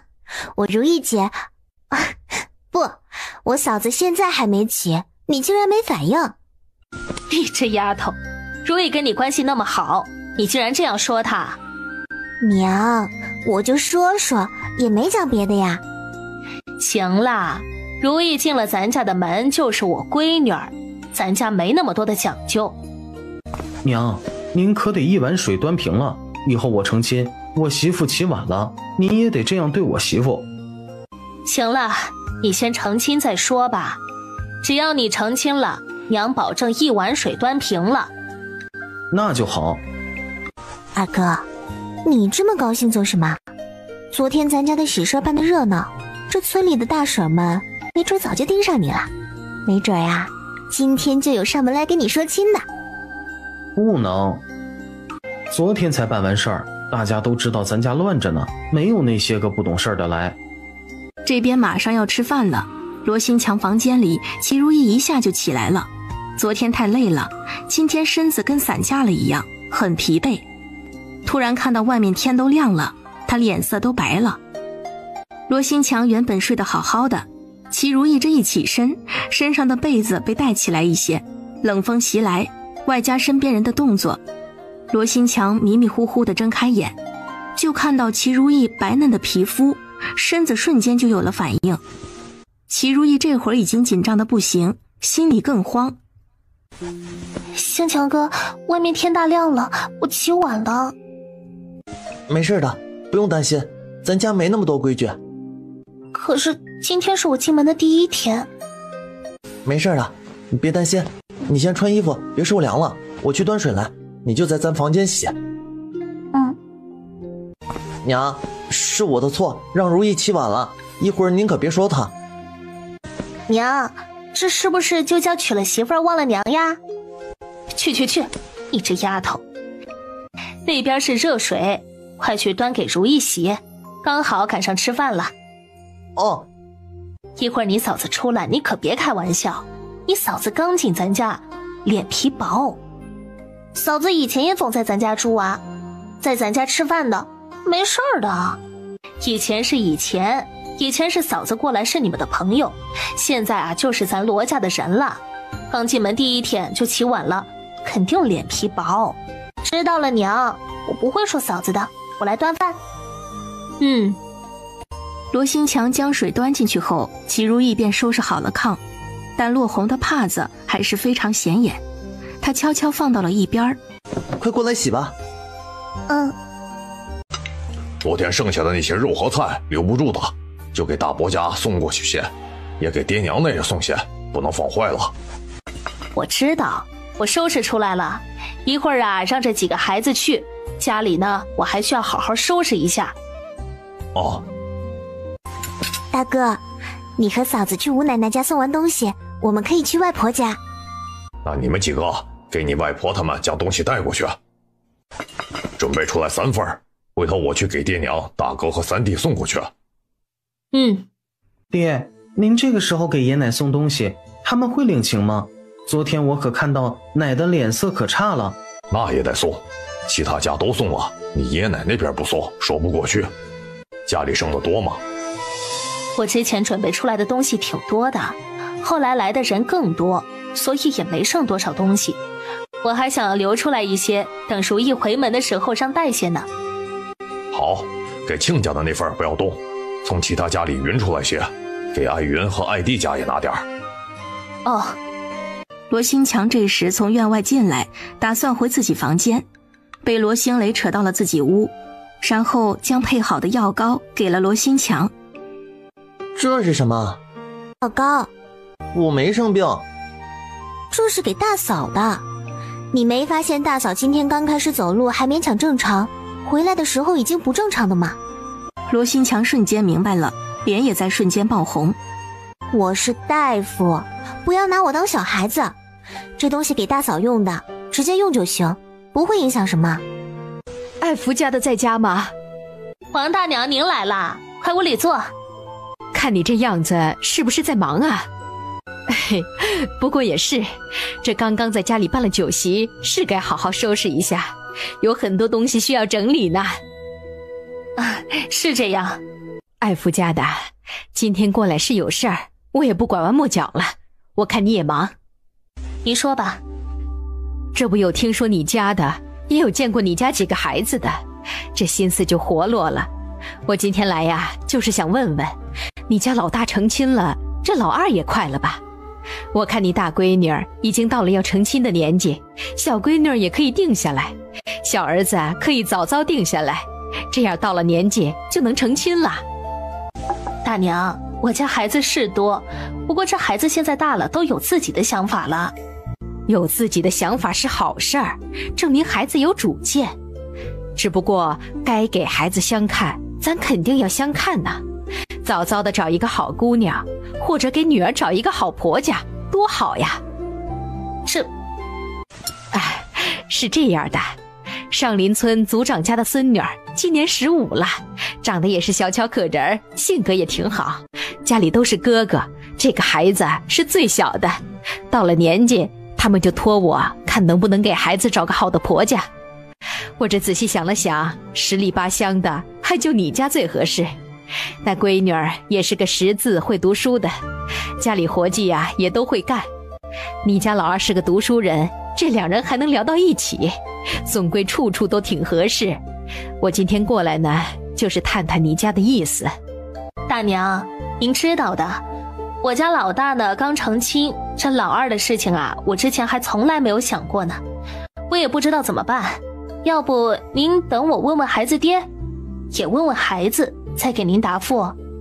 行，娶个媳妇儿也是大事儿，总不能什么都不打听就直接娶呀，万一娶个脚家精，那可就麻烦了。这好好的日子可不能白白糟践了。是这么个理儿。我看你家大姑娘也到了成亲的年纪，怎么样？有没有想过给大姑娘找个婆家呀？我知道有几家的小子不错。青梅的事情我以前没考虑过，前面有2个哥哥，哎呦，不，话不能这么说。女孩子和男孩子不一样，咱女孩子年纪稍微大一些，想找个好点的就有些难了，到了15、16岁就差不多了，再耽搁可就成老姑娘了。这我还真没细想过呢。孩子的大事儿你要好好想想的，毕竟事关孩子一辈子。看你就是个老实人，大娘给你说句掏心窝子的话，闺女大了就要找婆家，而且咱要挑个好的，至少去了咱要吃饱肚子，还不能受气。你家这孩子多，大娘也就是个跑腿传话的，再将双方的消息告诉你们。但大娘看人的眼光准，邻家姑娘准没错的。不过你家大姑娘也挺好，你若有意给大姑娘找婆家，大娘啊可以帮你把把关。好，谢谢您了。娘，这事儿啊，娘也帮不了你们。你大哥那会儿还没有媒婆上门，都是村里人，和你外婆家那边的亲戚拒绝也没什么。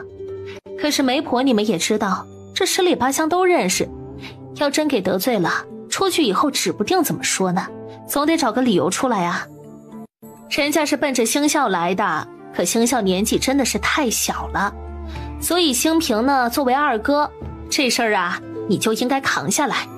我这个当二哥的好难。这马上就过年了，我想着这王大娘应该不会一直过来催，明年再说这些也不晚的。奶，我今天晚上想跟爹爹和娘亲睡。不可以，你跟奶奶睡。牛牛都可以跟他爹娘一起睡呢。那是他家屋子少，没地儿去。牛牛还有妹妹呢。走吧，跟小姑一起去睡。也好。一老，这是方公子的毒又发作了。是，又发作了。我还想着今天去找你呢。我进去看看。里面没有动静。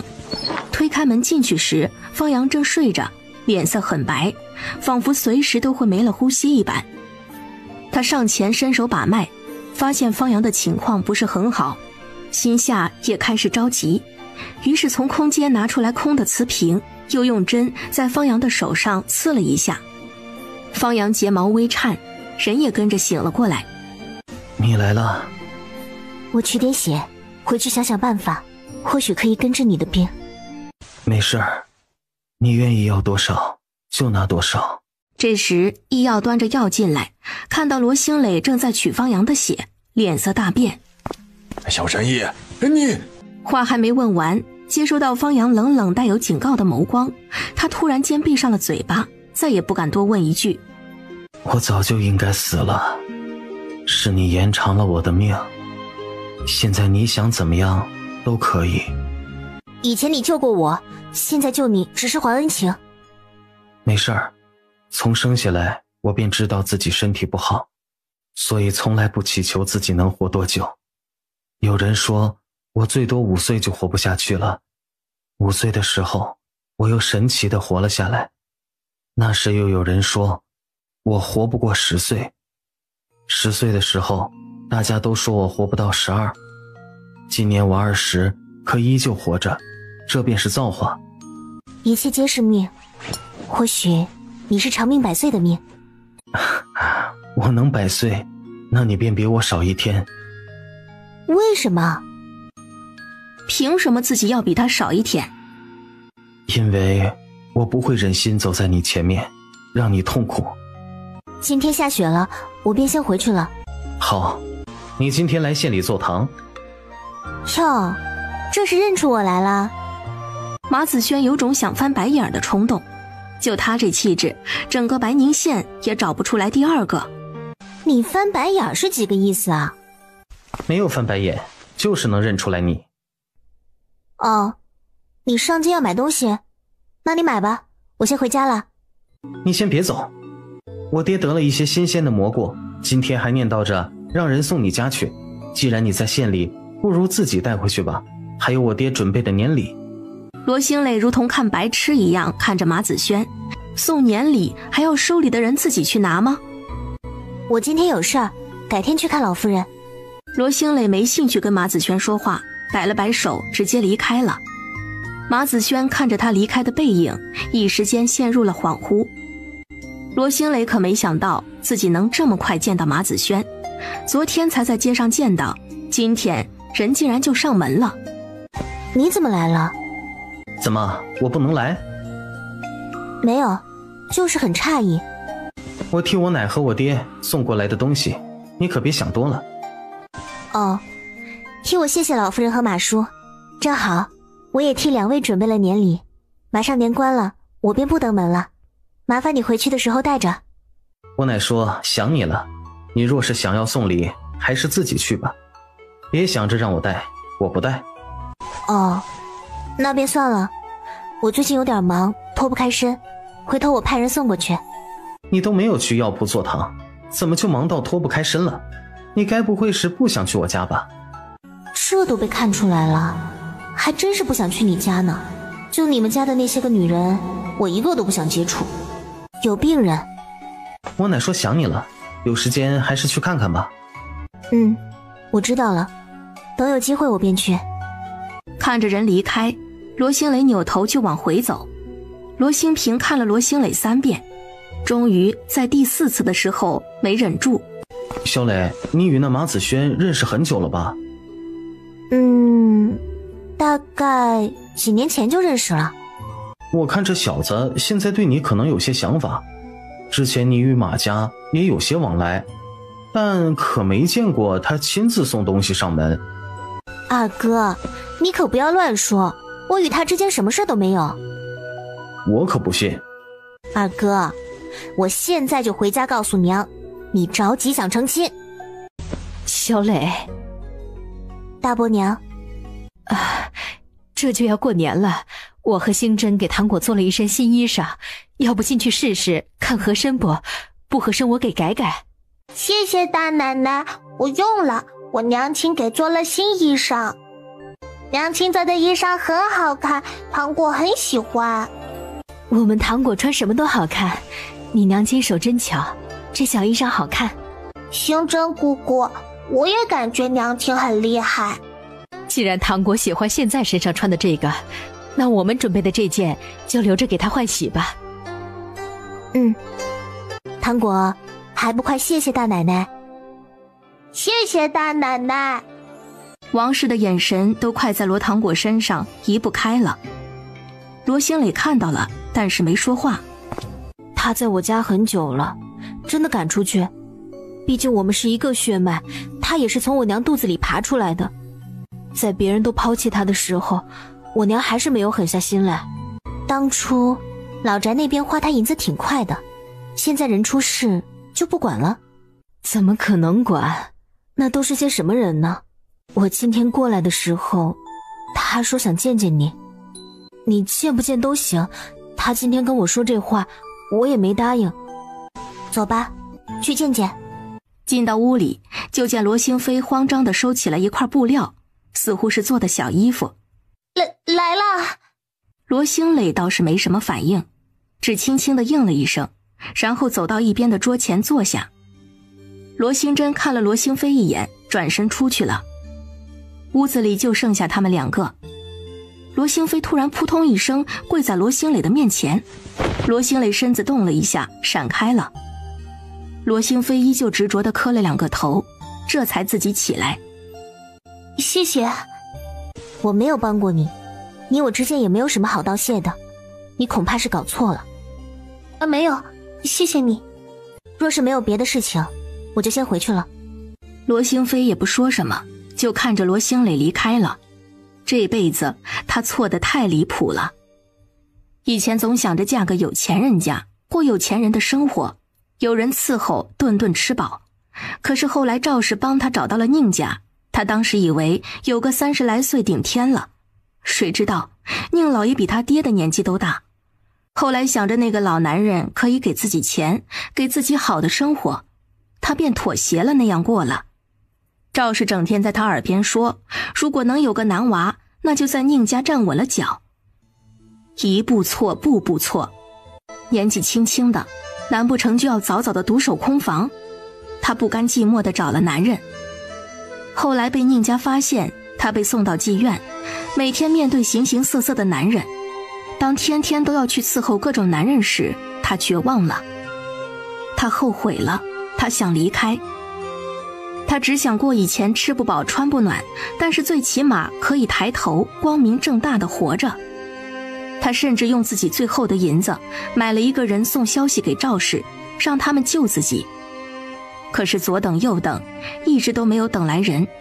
他以为自己一辈子就要那样时，是那个曾经生下他的女人带着他不喜欢的弟弟妹妹来救了他。想到那天自家娘带着他连夜回来，然后让重伤的他静静在家里养着，还让弟弟给他看病，点点滴滴都让他痛彻心扉。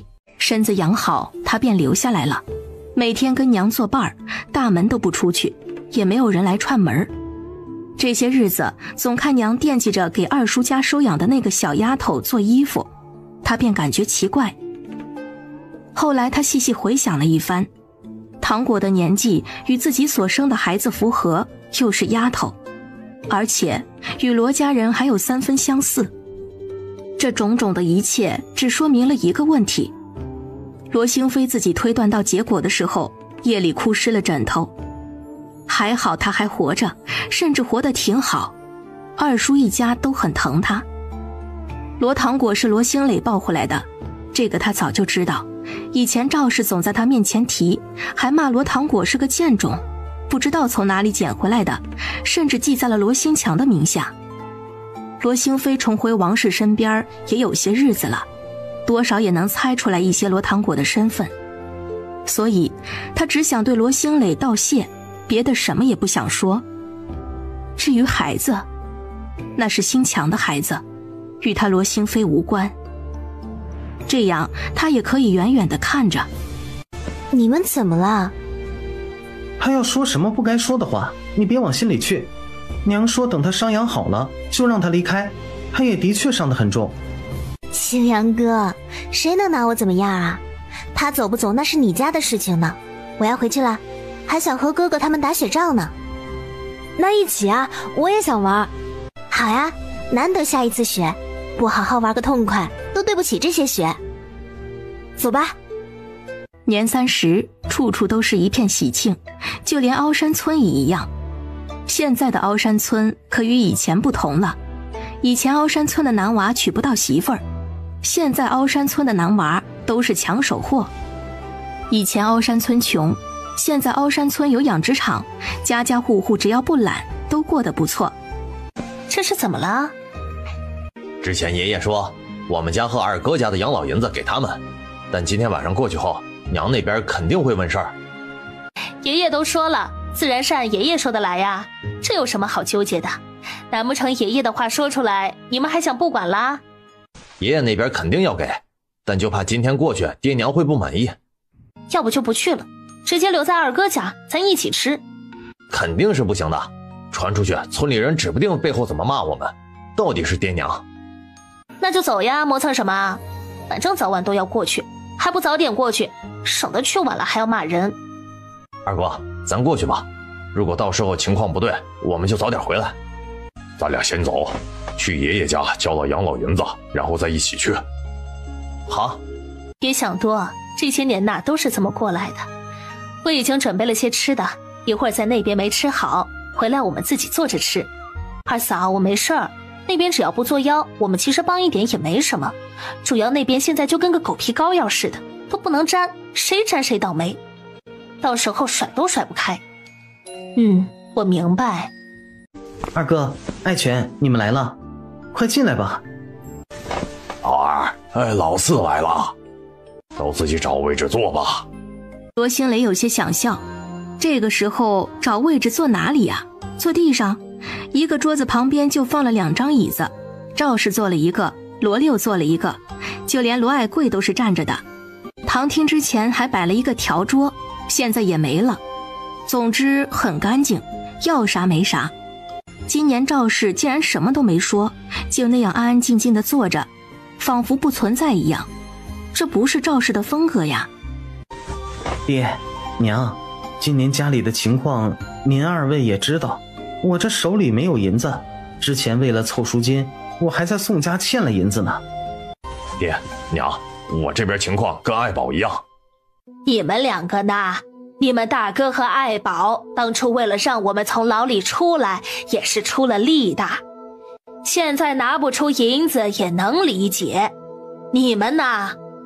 娘，当初爷爷说了，让我们将银子给他们，算是你们孝顺他们的养老银子。这事儿全村人都知道，银子我们已经给了。什么？你将我们的银子给了那对老不死的？这会儿听到赵氏骂自己爹娘，脸色也变了，扭头看着赵氏。赵氏反应过来，自己将心里话骂出来了，神情讪讪地解释：我就想着银子再怎么着也得给我们，然后再由我们给爹娘。这两个不孝子竟然直接将银子给了，这传出去成什么了？娘，这银子是经我们手给的，但爷爷知道这是你们的孝敬银子，您放心吧。行了，准备一下，先吃饭吧。一个菜都没准备，吃东西的时候你抢得最快，星期都这么大了，这个丸子啊应该给兴隆。凭什么要大的让小的？既然大的让小的，那你这个当大嫂的不应该让我这个当弟妹的吗？我呸！你算什么弟妹呀？比我还老的老女人。嘿，你说谁是老女人？骂谁是老女人呢？你再骂一遍！打架，两人旗鼓相当。罗兴磊站在一边有些傻眼了，真是没想到今天过来还有这样的热闹可以看。哎，都住手！我的老天爷呀！牛氏脸上挂了彩，宋氏脸挺干净，什么都看不出来。赵氏的哭嚎声，孩子的哭声闹成一团。行了，大过年的让人来看了笑话。真是没见过你们这样的，吃个东西就打起来了，怎么不跟老二和老四家的好好学学？你们两个搅家精。罗爱全精明，罗爱福疼媳妇儿，两人有志一同的悄悄让李秋和关小妮带着孩子先回去，别在这里听人骂。真是没想到啊。二嫂，你该不会是同情他们了吧？没有，我只是感觉孩子。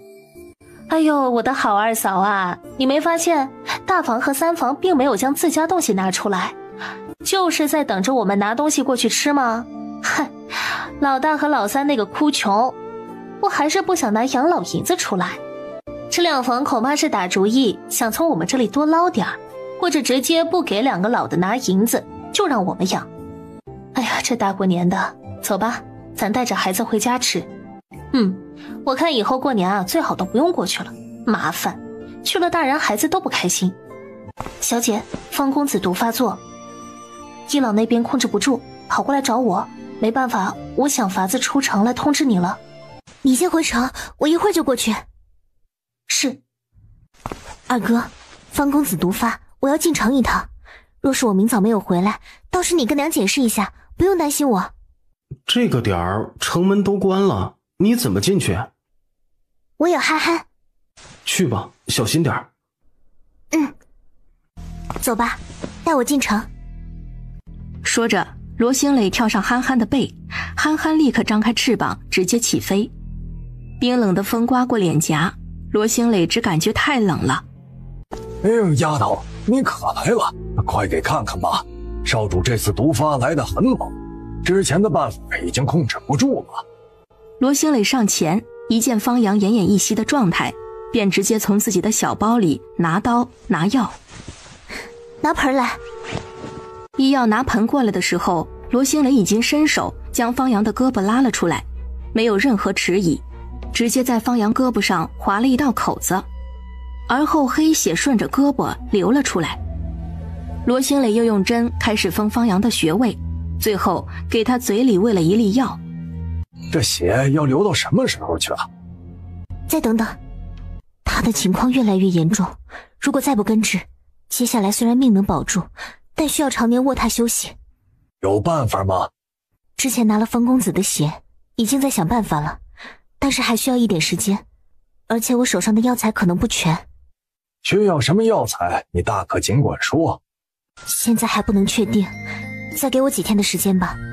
好，真是麻烦你了。若能救活公子，必当重谢。那倒不必，之前你们就救过我一命，现在只不过是抵恩。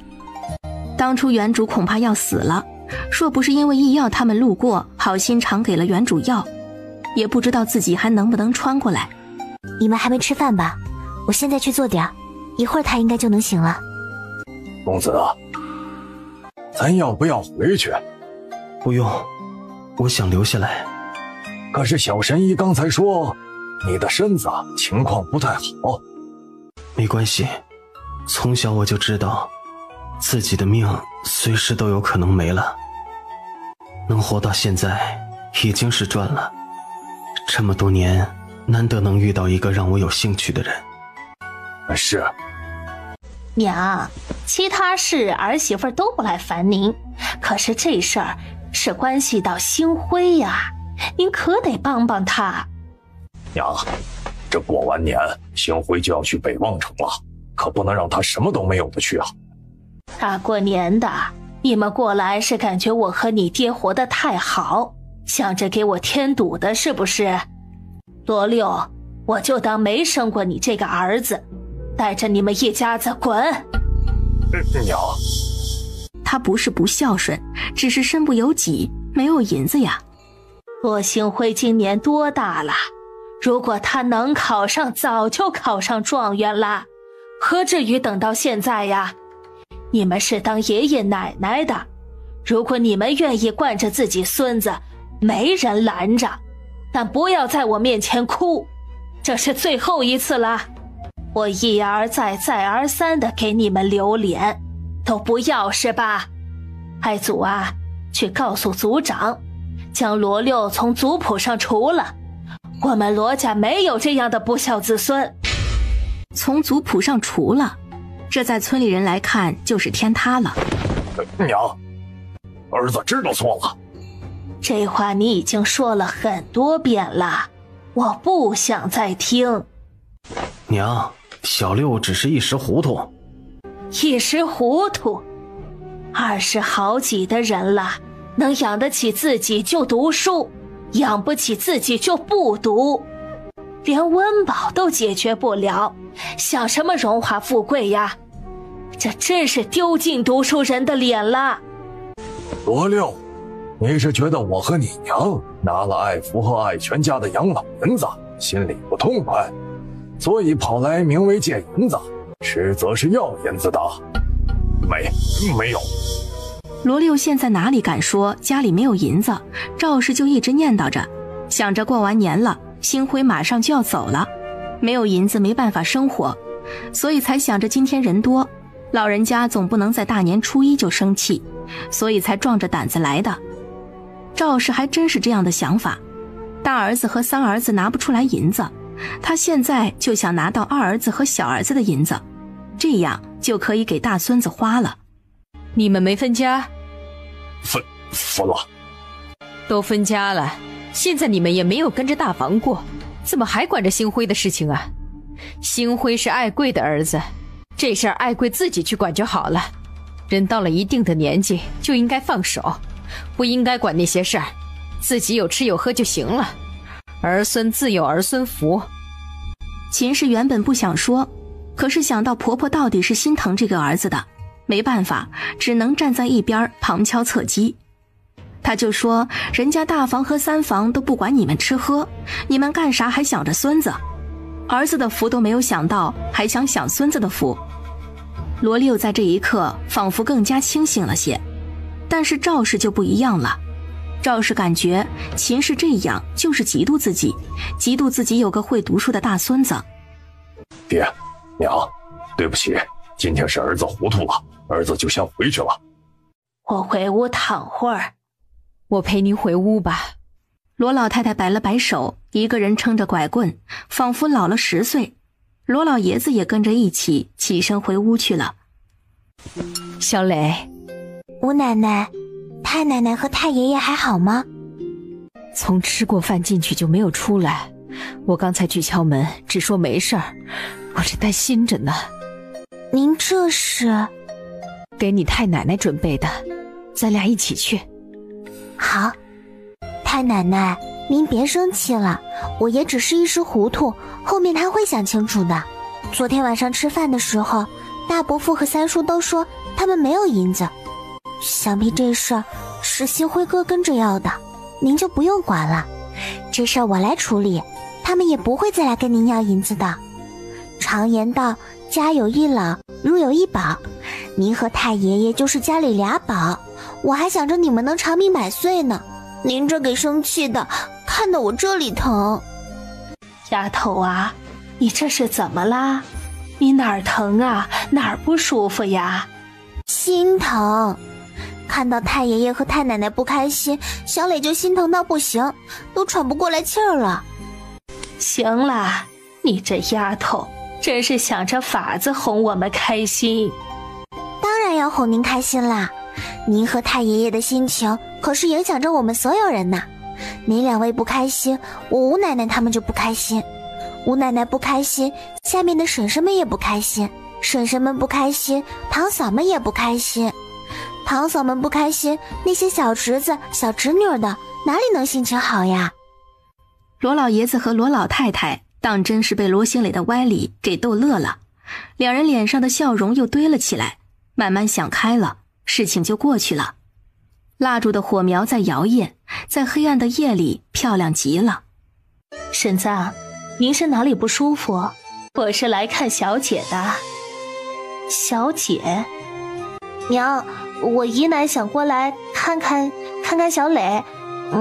上次小磊昏睡好久，姨奶一直不知道，今天我吃饭的时候说漏了嘴，姨奶担心，就非要过来看看。娘，我以前给王姨奶看过病。是，我这条命是小姐救的，如果不是小姐，今年我恐怕就埋在地里了。我是大夫，治病救人是应该的，王姨奶您客气了。哎呦，哪儿的话呀？一颗悬着的心也总算放下了，眼睛都不眨地看着罗兴磊。罗兴磊被他这样盯着，有些不自在。这丫头身子弱，他师傅啊给吃药调理身体了，昏睡那事儿只不过是体内的药在作怪，对身体没事儿，就是有些吓人。身子弱？她生下来的时候身子就弱，也是后面慢慢养起来的。是不是你怀孕的时候没照顾好自己呀？那个时候没什么东西吃，所以养得不是很好。他其实之前也来凹山村打听过，大家都说罗兴磊就是罗家亲生的。当时关小妮大着肚子，村里人可是都看到了，这便让他更加疑惑，难不成他真的认错人了？我这来一趟真是打扰你们啦。没事，您坐着，我去厨房做饭。如意呀，我晚上不吃东西的。姨奶，家里每天晚上都吃，小磊他们都习惯了晚上要吃一顿饭的。哦，那我去帮忙。晚上吃饭的时候，罗兴磊看到了王姨奶做的糕点，非常漂亮。哎呦，您真是太客气了，哪还能让您动手啊？没关系的，快尝尝吧。怎么样？您做的这个糕点很好吃。好，等以后我多做点儿，让如意回来的时候给你带回来，或者你去县里啦，可以去成衣作坊那边，到时候直接在那儿吃。这太麻烦了。哎呀，不麻烦，一点都不麻烦。婶子，这做法简单吗？手艺能传外人吗？我看孩子们都挺喜欢吃的，也想学。哎呦，简单，你想学，我明天教你。齐如意有些惊讶，甚至微微皱眉。嫂子，姨奶做的糕点你之前吃过吗？没有，以前的时候姨奶可是从来都不会做这些的。我以前跟你说过，姨奶之前在宫里当差的。今天那糕点我尝了，很好吃，恐怕是之前在宫里做过的。只是我没有想到姨奶会同意交给娘。一个糕点没什么吧？你是不知道，以前我外婆就想着家里吃食简单，还想去找我姨奶。想着学1-2手，这样可以去摆个摊儿，到时候呢也能卖些银子补贴家用。我外婆去找的时候，我姨奶可是说她不会的。我就是没有想明白，外婆和姨奶是亲姐妹，2个人关系挺好的，之前姨奶都不愿意教，为什么今天会愿意教娘？之前可能没想明白，小磊不是救过姨奶吗？可能姨奶病了一场，突然就想通了，手艺这些东西不教别人，可就随着死人走了。这倒是。以前成衣作坊刚开门的时候，我也想过让姨奶去帮忙呢，可是我回去提了，姨奶直接就拒绝了。没想到后来姨奶因为小磊去给看了病，还真的去了，肯定是想通了。应该是，不然变化不会这么大的。青梅啊，你嫂子叫什么呀？你也不给姐姐介绍一下。我嫂子叫如意。如意呀，长得还行。是哪个村的？县里的。如意姐跟我一样，在县里成衣作坊，如意姐家就在县里，我们还经常过去蹭饭呢。白宁县的成衣作坊那可是出了名的，10里8乡，哪家小媳妇大姑娘不羡慕啊？有什么了不起的？小姑家又不是没有银子，也不差这一点的。就县里那些屋子，指不定还比不上小姑家的。蓉蓉，你这是什么话？你与如意说起来也就第一次见面，她又没得罪过你，说话何必这般刻薄？妹妹说的还真是，我在县里的名声不太好，年纪大了找不到婆家，后来就想着嫁到村里来，我也没想到和星强哥就看对眼了。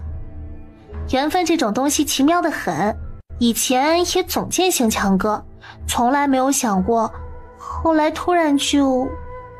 你蓉蓉是吧？好在老天爷待我不薄，就算是以前精挑细选，也不一定会找到一个像星强哥这么好的呢。嫂子，外面风大，我们进屋里说话吧，正好我修了一个帕子，还想让你看看呢。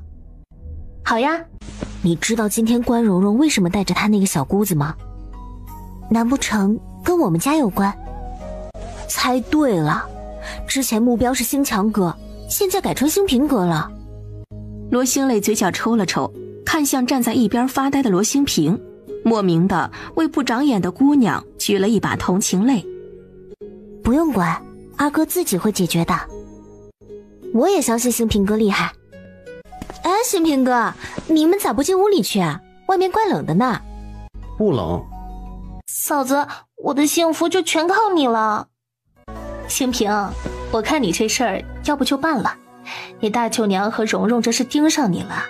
你看蓉蓉那个小姑子可不是个好相处的，不如咱见见林组长家的那个孙女儿。娘，我这年纪还小呢。二哥，要不你见见林家那姑娘，要么你再过些日子就可以离家了。你走了，娘肯定不会直接给你定了，但你在家，估计那些媒婆会把咱家门槛都踏平了。不行，我去县里住着吧，这样你们想我了还能去看看我。好呀。于是正月初4，罗星平就走了，直接去县里住了，不愿意在家里待着。罗星磊这边一次又一次的反复实验之后，在正月初10的时候，终于找到了可以救方阳的办法，但就是缺药。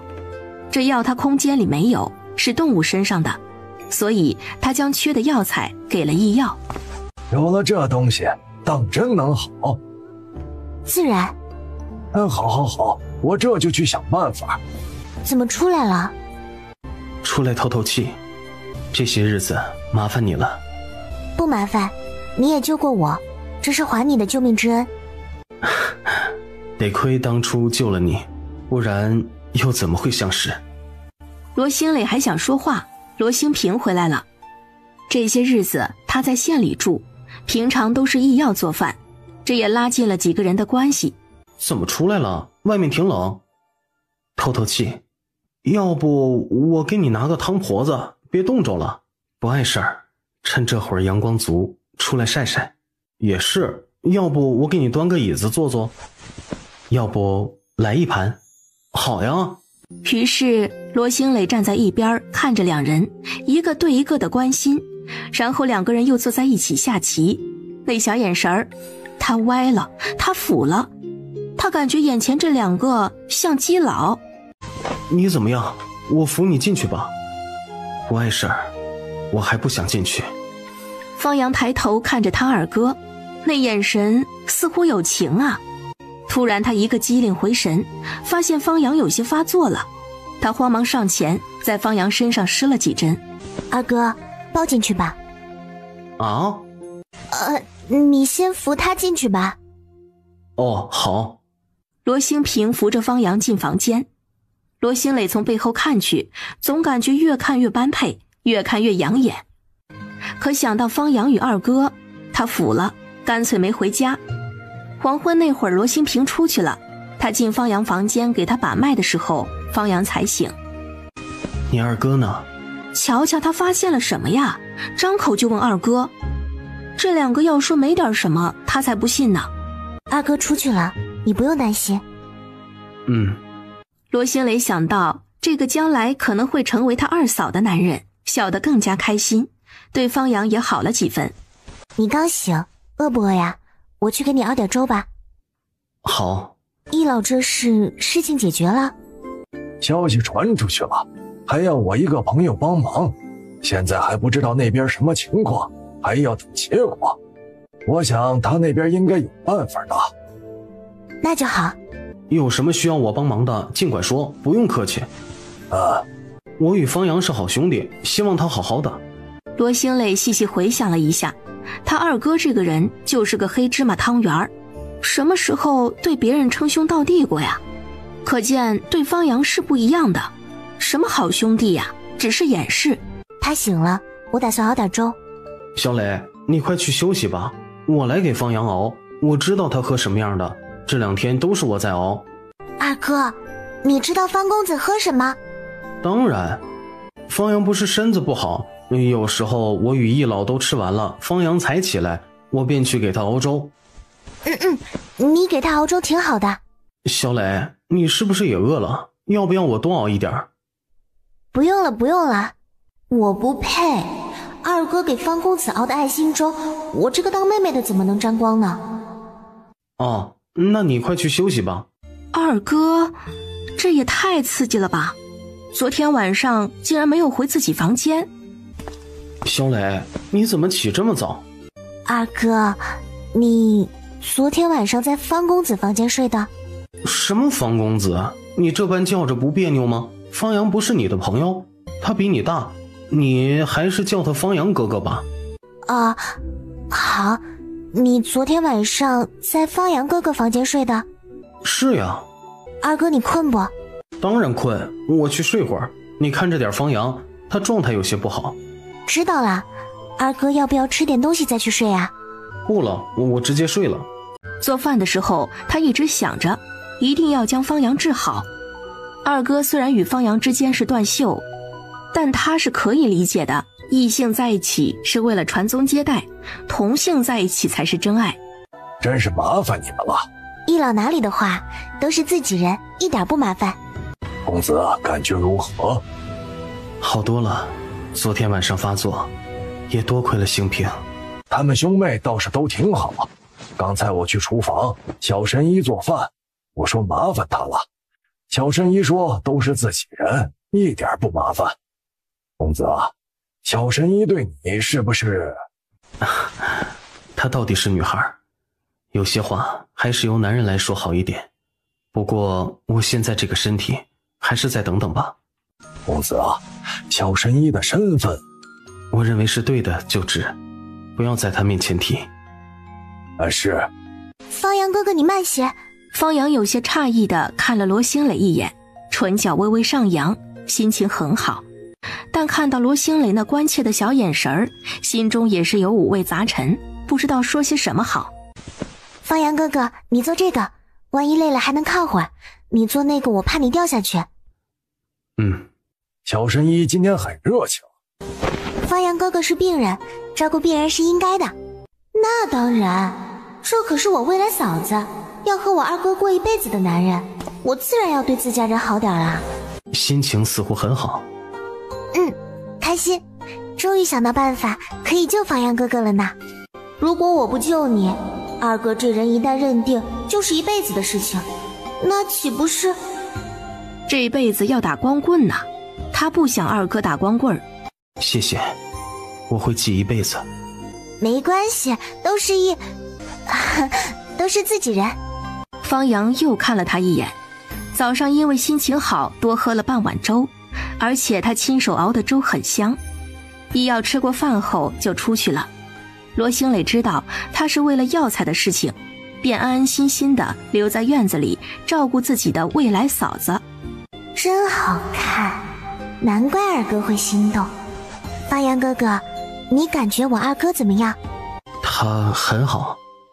方阳哥哥，你与易老之间是什么关系啊？感觉易老的年纪可以当你爷爷，但又感觉易老对方阳哥哥很恭敬，主仆也不像主仆。朋友吧，我们两家人认识，因为我从小身子不好，易老便一直帮我调理身子。这些年我在外面，他便也一直陪着我。哦，那易老是挺不容易的。方阳哥哥，你家里还有其他人吗？有，家里还有父亲，母亲在生我时便去了。那你家里还有其他人吗？比如兄弟姐妹什么的？最好有哥哥或者弟弟，这样传宗接代的事情就轮不到方阳头上，二哥也可以肆无忌惮地与方阳在一起了。如果方阳是个独苗苗，那可就麻烦了。有的，我父亲还有其他的，我还有其他兄弟姐姐妹妹都有，不少。那可真是太好了。哦，那个我的意思是，家里有其他兄弟，方阳哥哥就不用考虑传宗接代的事情，压力也会小些。你不喜欢孩子？啊？方阳，你怎么样了？好多了，谢谢。没关系，都是自己人，你有什么事情直接开口就好，不用客气。是的，方阳哥哥，都是自己人。兴平还没吃饭吧？二哥，厨房里我给你留了。二哥，你好好照顾方阳哥哥，我就先回去了。如果易老找来了药，你传消息给我。好，那我就回去了。走在大街上，还因为二哥有喜欢的人而开心。一个不注意撞到了人，一个小姑娘15、16岁的样子，模样可爱，身上背着一个大包袱。两人这一撞，罗兴磊因为下盘稳，只是后退了2步。哎呦！啊，姑娘你没事吧？对不起啊，我刚才在想事情没留意。啊，没事儿，就是刚才倒了，屁股有些疼。啊，真是对不起啊！你这是外地来的？是的，是的，我就是外地来的，不然也不会背着这么大一个包袱。你是白宁县的？不算，我家是村里的，对白宁县城还算熟悉。那真是太好了，我初到贵宝地还没有住处，身上银子也不够长期住店的，我想找个人家租间屋子，不知道你有没有认识的人家？这个，我叫玲玲，这次呢是出来玩的，一个人，没有朋友。你对住的地方有要求吗？没有要求，不过最好能安全一些，我一个姑娘家的，也怕别人欺负嘛。要不你跟我走，我小姑家在县里有空屋子，我要先去问问，看看刘奶奶要不要租，如果他们不打算租，再想其他办法。啊，好呀好呀。怎么会想到要来白宁县呀？如果想要玩，北望城那些大城比这个小县城好。啊，不，这里就很好了。你不知道吗？白宁县有个神医，我就是为了神医来的。哦，我听说那个神医好几个月没有坐堂了，我猜想神医可能出事儿了，所以特意来看看能不能遇到神医。如果遇到了，我一定要好好伺候。伺候？当然要好好伺候了。我爷爷说神医是救苦救难的菩萨，有神医在可以挽救很多人的性命，所以我这次是冲着神医来的。当然这件事啊，我只偷偷跟你说。你是我出门之后遇到的第一个好心人，也是我在白宁县唯一的朋友，其他人我是不会说的。罗兴磊一时语塞，感觉眼前的这个姑娘有些不靠谱。到了，不过没关系，我就在门口等着，你先问问主人家愿不愿意出租，我不进去，免得你不好说话。小磊啊，快进来坐。刘奶奶，我可是无事不登三宝殿。你可拉倒吧，再怎么说这里也是你小姑家，你没事还不能看了咋的？我们知道你忙，有时候是真的没时间。还真是有事儿。这是怎么了？有什么事你说。刚才在路上撞到一个姑娘，好像是离家出走的，背了很多包袱，人看着很不错，询问我有没有认识的人家出租屋子，她想租一间住。人呢？在外面等着呢，怕跟着我进来，到时候让你们为难。为难倒是不为难，就是不知道这姑娘在这边能不能住习惯呢？这个没想过。你感觉人不错，那就让她住，反正家里空屋子有。我只是想着有小姑父在，她的安全有保障。若她真不是什么好人，听到小姑父在县衙当差，应该也会怕。对，你说的没错。爱春呐，你去叫人进来吧。快进来吧。罗新磊见一切都安排好了，这才慢吞吞地往回家去了。他这边才刚走，玲玲那边收拾好后便要出去玩。走在县城大街上，他还是非常兴奋的。突然看到一个高大的背影出现。啊，真的是你啊！让开！你叫什么名字啊？真是好巧啊，我也来白宁县了。哦，对了，你说你家就是白宁县的，我还以为要过些日子才能遇见你呢。你这是要去哪儿啊？方便告诉我你家在哪儿吗？我不去打扰你的，我就是想知道而已。你放心，我是好人，我不会伤害你的。不要跟我。我就是想知道你叫什么名字，好感谢你的救命之恩，真的很感谢你。既然真的感谢我，那就离我远点儿。玲玲不但没有生气，反而感觉眼前的这个男人特别好。具体怎么好，她也说不出来，反正就是好。就连她生气的样子也好可爱，好喜欢。我叫玲玲，想认识你可以吗？哦，对了，我来自白宁县，暂时不会走了，我要留下来，以后还能遇见你吗？我希望自己可以遇见你，因为我要感谢你的救命之恩。你有没有什么特别喜欢的东西啊？我可以给你做的。虽然我不会，但是我可以学，我很聪明的。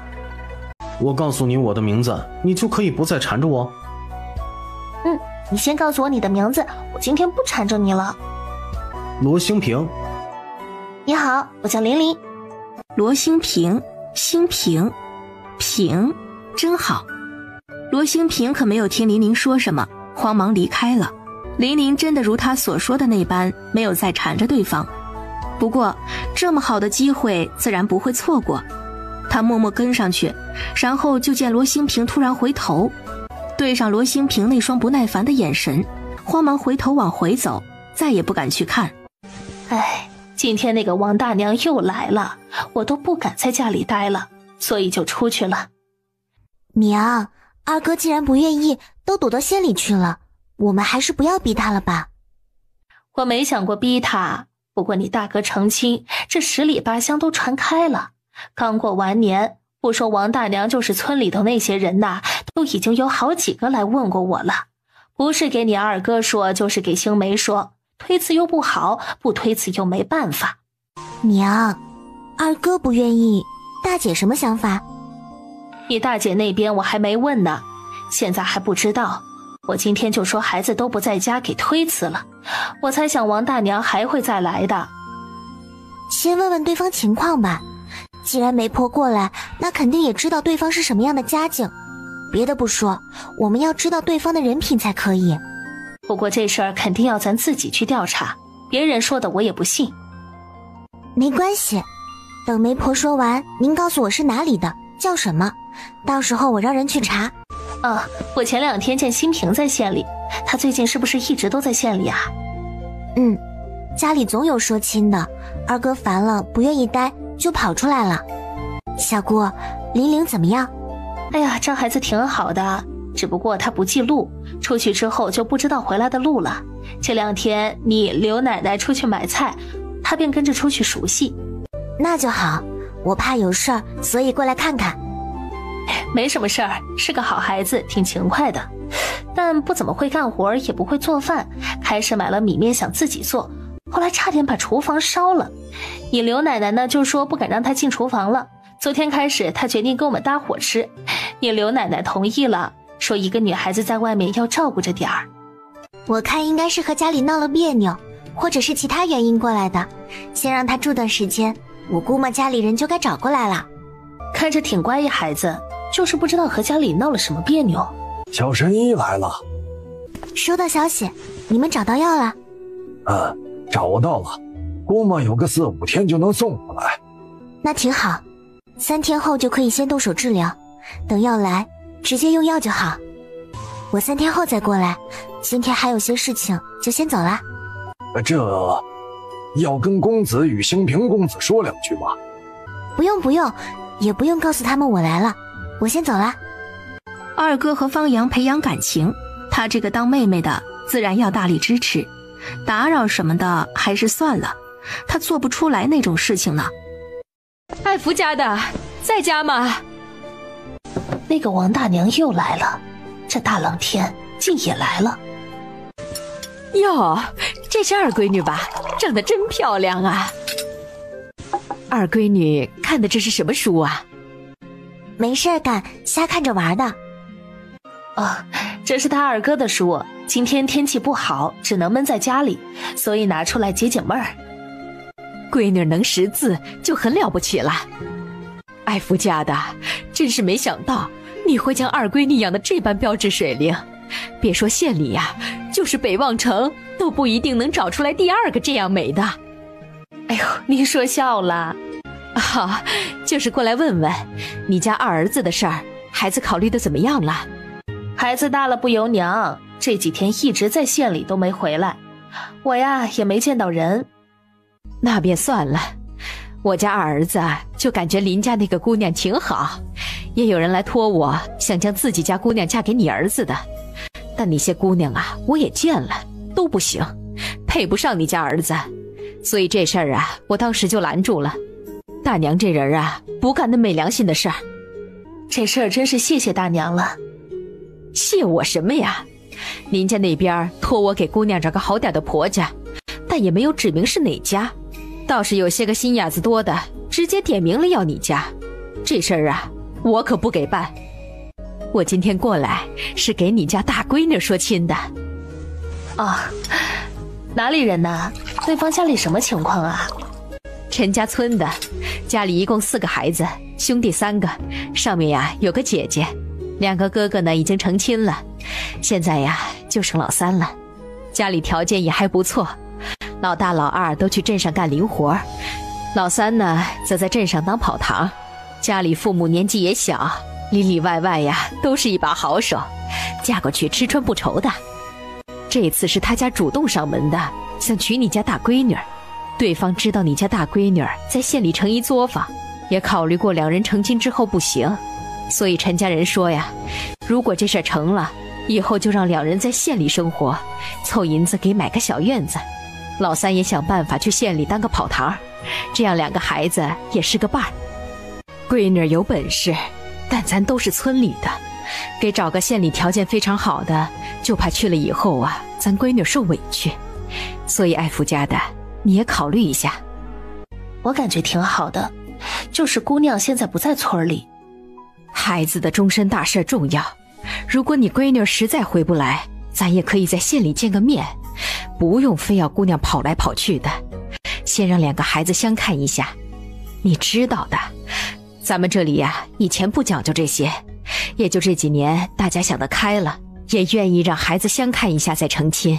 大娘，我还是想问问孩子，不如这样吧，我明天去县里问问，后天呢我让家里孩子去您家里送个消息，如果孩子愿意就在县里见个面。行，那事情就定了，我不多待了，还得回去呢。娘，其实也不着急，如果相中也能再了解了解嘛，万一对方品性不行，我们一开始没有发现呢。我也这样想的，也不着急，后天你有时间？有时间，没事儿。你多给你姐撑着点眼，你姐老实，我怕她以后日子过不好。娘，就咱家这条件，您感觉我姐的日子能差了？女人成亲之后就要面对婆家一大家子，日子不是那么好过的，所以我还是挺担心的。家里穷点儿也没什么，你还能帮衬着点儿，就怕对方心坏。那您可别那么着急将我姐给嫁了，一定要让我姐先了解了解对方再说。也就是这几年开始相看了，如果放在前些年啊，直接成亲了，哪里知道嫁的是什么人呐？哎呦，闺女来了，快屋里坐。王大娘，我便不进去了，我娘让我告诉您，明天去县里，为时在成衣作坊的街口见。嘿，好，闺女儿，我记住了，进来坐会儿吧，暖暖身子。不做了，我还要去县里，您忙吧。没过一会儿，果然看到王大娘将自己包得严严实实的，迈着步子离开村子。进了陈家村，依旧没什么人，王大娘直接就往目的地去了。男人长相看着还凑合，王大娘与陈家告别之后，便飞快地走了。儿子，这次你可要争气，娘可是听说了，罗家那姑娘不错，娶回来也是你的福气。娘，您放心，我会好好表现。不错，我们宗光就是乖，听奶奶的话，明天换上最好的衣服去。奶的小乖乖长得好看，一定能让罗家姑娘相中的。婶子，能给俺一口水喝吗？行，是逃难过来的吧？宗光进去给这闺女儿端碗水。闺女儿啊，饿不饿呀？家里有吃的，逃难过来，一路累坏了吧？哎呀，我们陈家村还是挺好的。你有没有成亲呐？老婆子给你说个人家，以后让你能有口饱饭吃。不用了，谢谢您。哎呦，不用谢。罗兴雷说完就慢慢转身走，能给他水喝，证明人品还凑合，但他总感觉有些不对劲儿，具体的说不出来。陈婆子见罗兴雷走了，也没有再多看，直接转身进院子里去了。罗兴磊路过第二家时，那个小院子里出来一个7、8岁的小男孩。这孩子是干啥呀？快吃吧。你自己都没东西吃，怎么就给我了？我每天可以吃2个窝头，就算今天没得吃，明天还能吃呢。冬天又不用干活，多喝点水就行了。我有家，你是逃难的，你没有家，比我可怜。我还有点渴。那你跟我进来吧，喝点热的。姐，怎么了？姐，他是逃难的，想喝点热水。哦，等一下，我去烧点。你在这里等一下，我姐动作很快的。好。外面谁呀？娘，逃难来的，刚才在村里找水喝，我给了他一个窝头，他说渴，我就让他进来了。外面冷，姐在给他烧水呢。好，让人坐着吧。快喝点吧。谢谢。逃难是去投奔亲戚吗？路上要小心，冰天雪地的不好走。我再去给你端点，喝暖和再走。谢谢，不用了。刚才在你家隔壁的隔壁讨了1碗水喝了，这会儿不渴了。一听到陈宗光家，小姑娘脸色变了变，轻轻点头。哦，那就好。姐姐，天色还早，要投奔亲戚就快去吧。他家里太困难了，真的养活不了多一口人。罗兴磊轻轻点头，打算走，但看到小男孩还是不忍心，将身上的包袱拿下来，然后借着包袱的掩护，从包袱里拿出来几个馒头，放在小男孩怀里。咱俩换。娘，刚才那个姐姐给留下来的。逃难来的，这么多馒头恐怕是所有粮食了。咱家不是还有2个鸡蛋，你快拿去给他。这馒头啊也别留，咱呢还能凑合。哦。等一下。怎么了？姐姐，这些您拿走吧。我娘说了，您是逃难的，身上肯定没有粮食，我们少吃一顿没事的。你还要赶路，这些东西我们不能要。没关系，我很快就找到亲戚了，不用什么粮食了。你刚才也给了我粮食，我不用饿肚子的。那不行，我就只给姐姐一个窝头，姐姐却给我这么多馒头，不公平。这家人将孩子教得真好。这是怎么回事？二伯父，这馒头怎么回事？怎么可以将家里东西拿出来给外人？二伯父，这不是我们家的，是这位姐姐的。姐姐刚才留下来的，我要还给她。人家东西都给你了，就是咱家的，拿来给二伯父。哎，大哥！这位二伯父听到动静，扭头看了一眼，一脸不满。刚想说话，这时陈宗光家的大门开了，出来的正是陈宗光。二叔，我乃叫您来一下。刚才那是你二伯父？那喊你二伯父的是谁啊？我大伯父家的宗光哥。他们似乎对你家态度很差。哪儿来的？这位姐姐给的，娘说不能要。姑娘还是拿好吧，粮食不易。这是我娘让给你的。你都不要我馒头，你的鸡蛋我便不要了。多吃点，正长身体呢。那个姐姐是逃难来的，她太渴了，讨水喝。我看到大伯娘家给了一碗冷水，天气太冷了，我以为姐姐没吃的，就从家里拿了一个窝头给了她。她说渴就进家里喝水，走的时候给留了馒头，娘说不能要。干得不错。大哥，你累了一天了，这个窝头你吃吧。大哥不累，明天大哥就去县里看看，镇上没什么活了，县里肯定有。罗兴磊听着两人的对话，走远后进空间，将衣服妆容都换过来了，这才出空间往县里去。你都传消息过来了，可见娘是同意了，我不同意有什么办法？姐，你若是不愿意成亲，就不去。没关系，相看一下也没什么，谁知道对方是什么样的。也好。姐，你忙吧，晚上回来吃饭啊。我先回去，还要去小姑家一趟，娘让小姑明天带着你去。好。我估摸着时辰快到了，正打算去找你们呢。刚好，现在出门。怎么没有看到林玲啊？哎呀，出去了，这2天总去街上，好像在找什么人。哎呦，爱春呀，真是越变越好看呢，我都快要认不出来你了。王大娘，您可真会说话。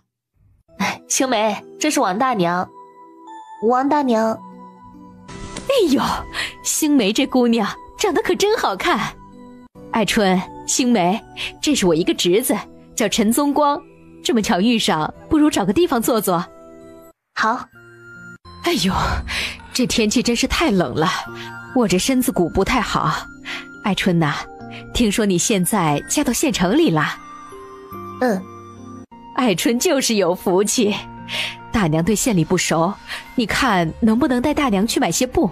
回头呀，我也给我家几个孩子多缝个衣裳。好。那行，让这2个孩子在这里等着我们吧，外面怪冷的。哎，好。我叫陈宗光，陈家村的。我叫罗星梅。我上面有哥哥姐姐，家中最小的，哥哥姐姐都成亲了，我在县里干跑堂。我上面有2个哥哥，下面1个妹妹1个弟弟，现在只有大哥成亲了，我在城一作坊。能进城一作坊很厉害。还好，很多人都在城一作坊。很厉害了。我姐当初听到城一作坊找女工也去了，但是没被选上，证明你的手艺很好。我姐的手艺也挺好的，可能也是技不如人。城一作坊招人很严的。好地方，人人都想进去呢。不过能达到要求的不多。陈宗光正想说话，门口进来2个少女，衣裳漂亮，而且人也特别漂亮。尤其穿红衣服的那个，就像是从画里走出来的，他不由得看呆了。罗星梅见陈宗光这样子，皱眉，回头就看到罗星磊与一个少女一起走了进来。他猜进来的2个少女肯定是大户人家的小姐，这样的小姐不是他能肖想的。眼前这个他有办法。姐，你怎么过来了？这位是玲玲。姐姐好，我叫玲玲。你好。这是你妹妹？我妹妹。你妹妹也在成衣作坊？不，我没有在成衣作坊，那活多累啊，我才不去呢。再说我也不会缝衣裳，也不会刺绣的，整天待着玩多爽啊。姐，这就是陈家的那位？如果以后你和我姐成亲了，会给我这个小姨子花银子吗？那就是一家人了，你需要什么直接说就好。真好，那我就不打扰你们了。姐，我要和朋友喝茶，一会儿还想去酒楼吃顿饭，身上没银子了。都给你，和朋友好好去玩吧。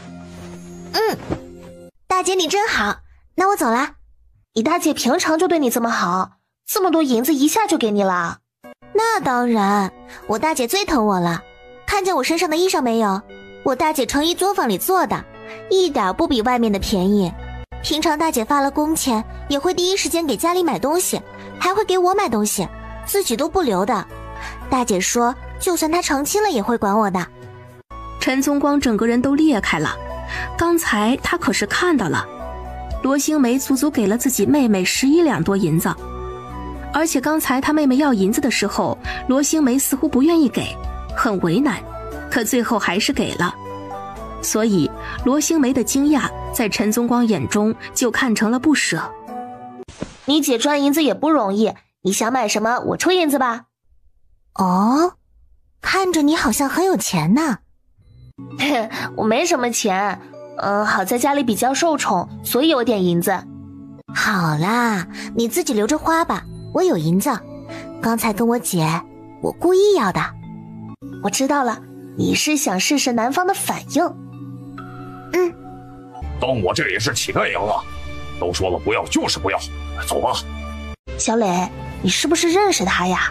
这么冷的天，看他衣服很单薄。不认识。你先逛，我有点急事先走了，咱以后再见。哟，这不是宗宇吗？又出来找活干了。不是跟你说了吗？好好的给小娟找个婆家，不比什么都好吗？非要这么大冷天的出来干活，这是生气了呀？别呀，好歹我们还是堂兄弟呢。今天我心情好，不如我去给你买个破碗，你看看那边，他们碗里还有银子呢。陈宗光指的是墙角边蹲着的乞丐。不想死就让开。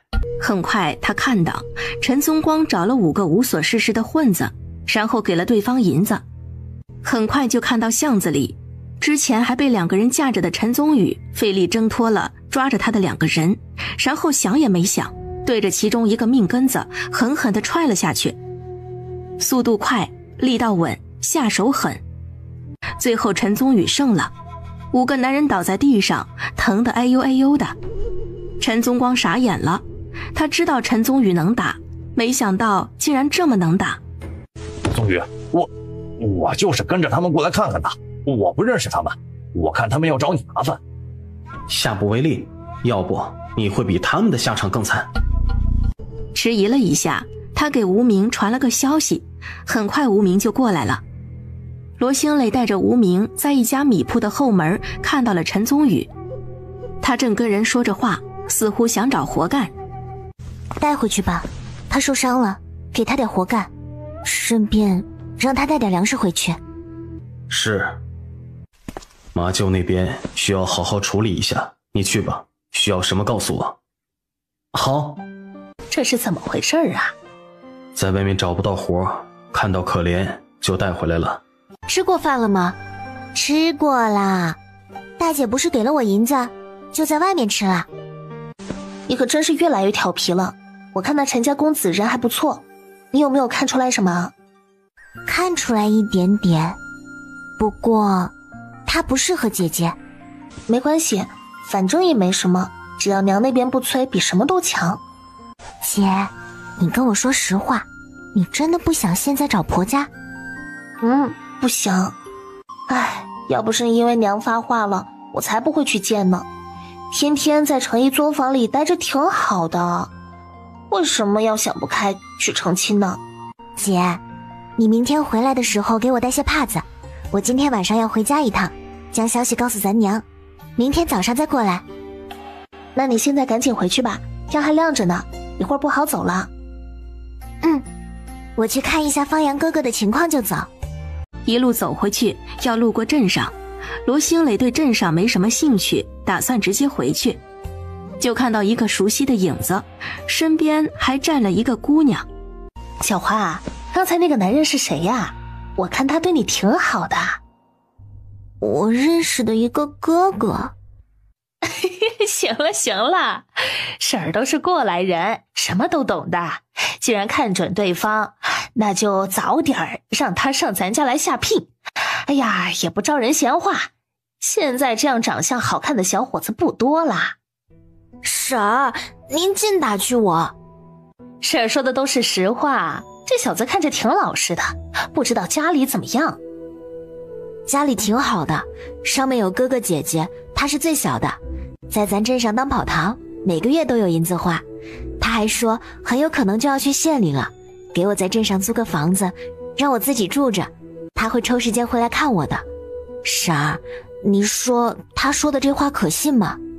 应该是可信吧，这毕竟县里房子贵，咱镇上的没多少银，而且看他样子还挺好的，你可以把握住机会，不能让这么好的男人飞了。这男人两边撩呀，真是好样的呢，到罗家门口来两边撩。昨天和你姐去了吗？陈家的人怎么样啊？不怎么样。王大娘来说对方还挺不错的。娘，对方怎么样不是别人说出来的，需要去打听。哎，不行便不行吧，总归也没什么，你大姐的事儿啊也不着急，可以慢慢来。王大娘若是过来，您就说还不知道我姐的想法，先拖一拖。好。这2天那个人没来？没有，那天他打扫了马厩，后来我给银子没要，问能不能给他抓2副药，好像家里人身体不好。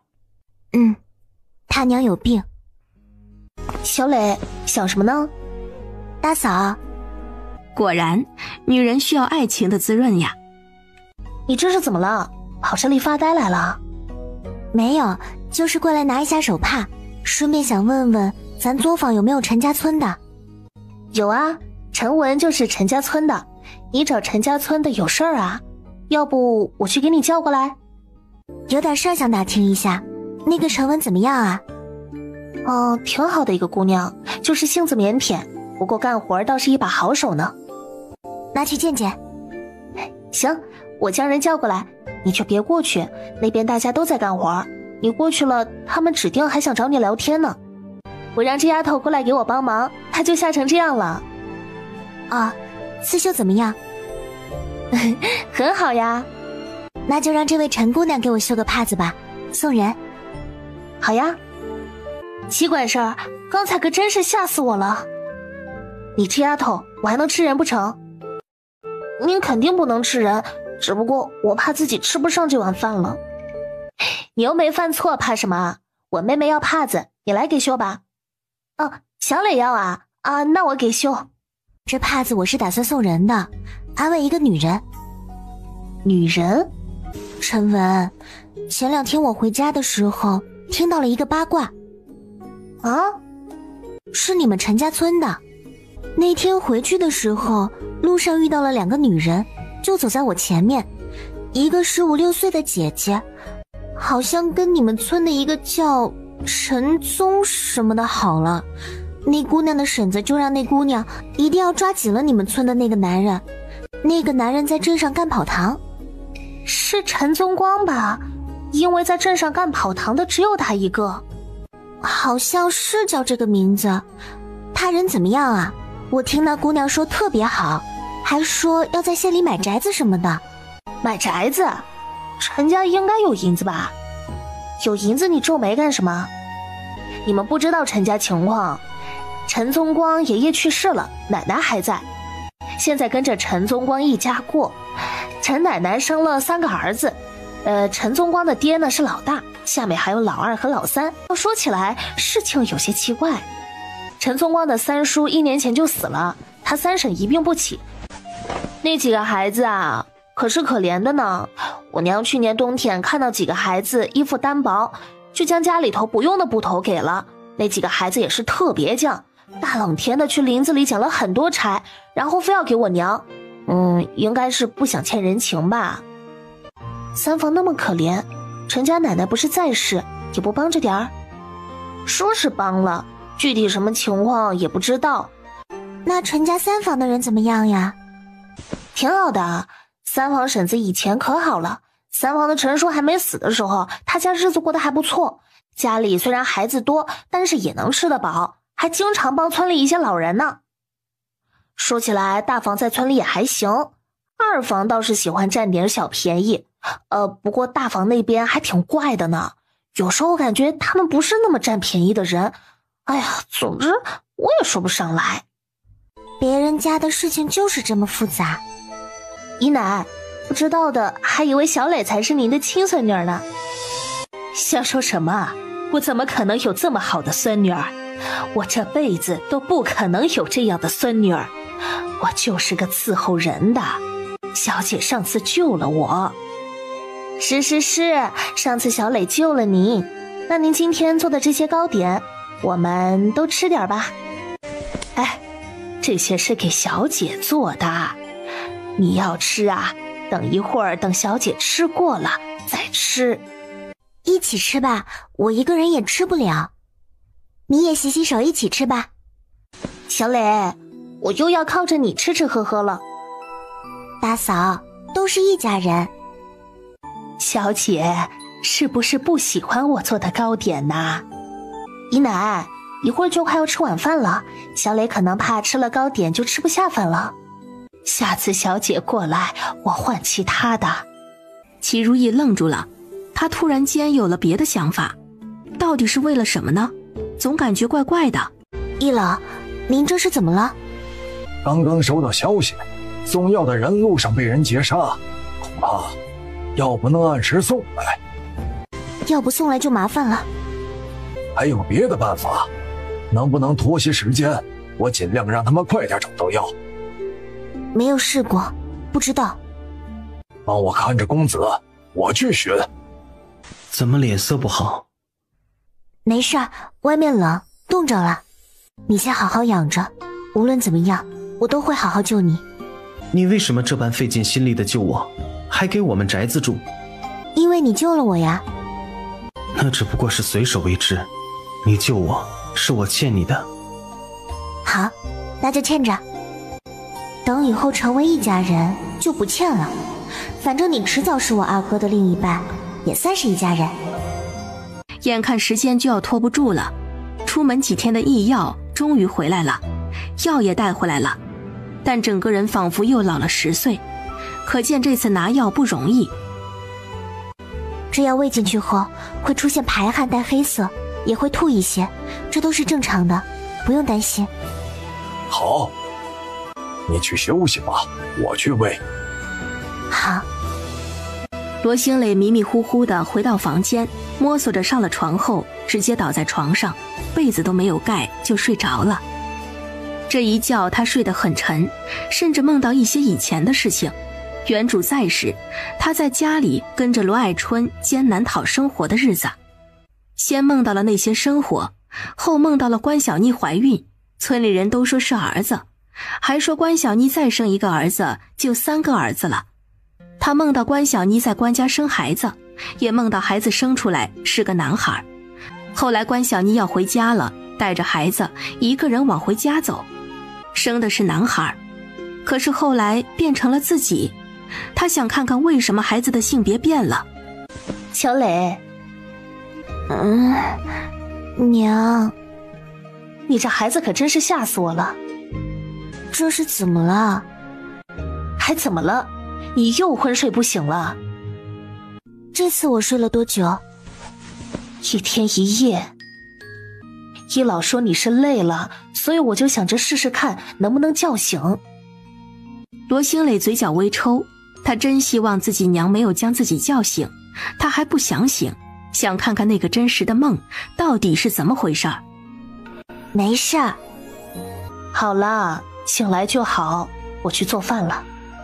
放心吧，爹娘这次过来是因为别的事情，是陈家，他们想提亲，爹娘推辞了，然后过来问情况，就遇到你一直没睡醒。陈家人倒是挺积极，这么快就上门来催了。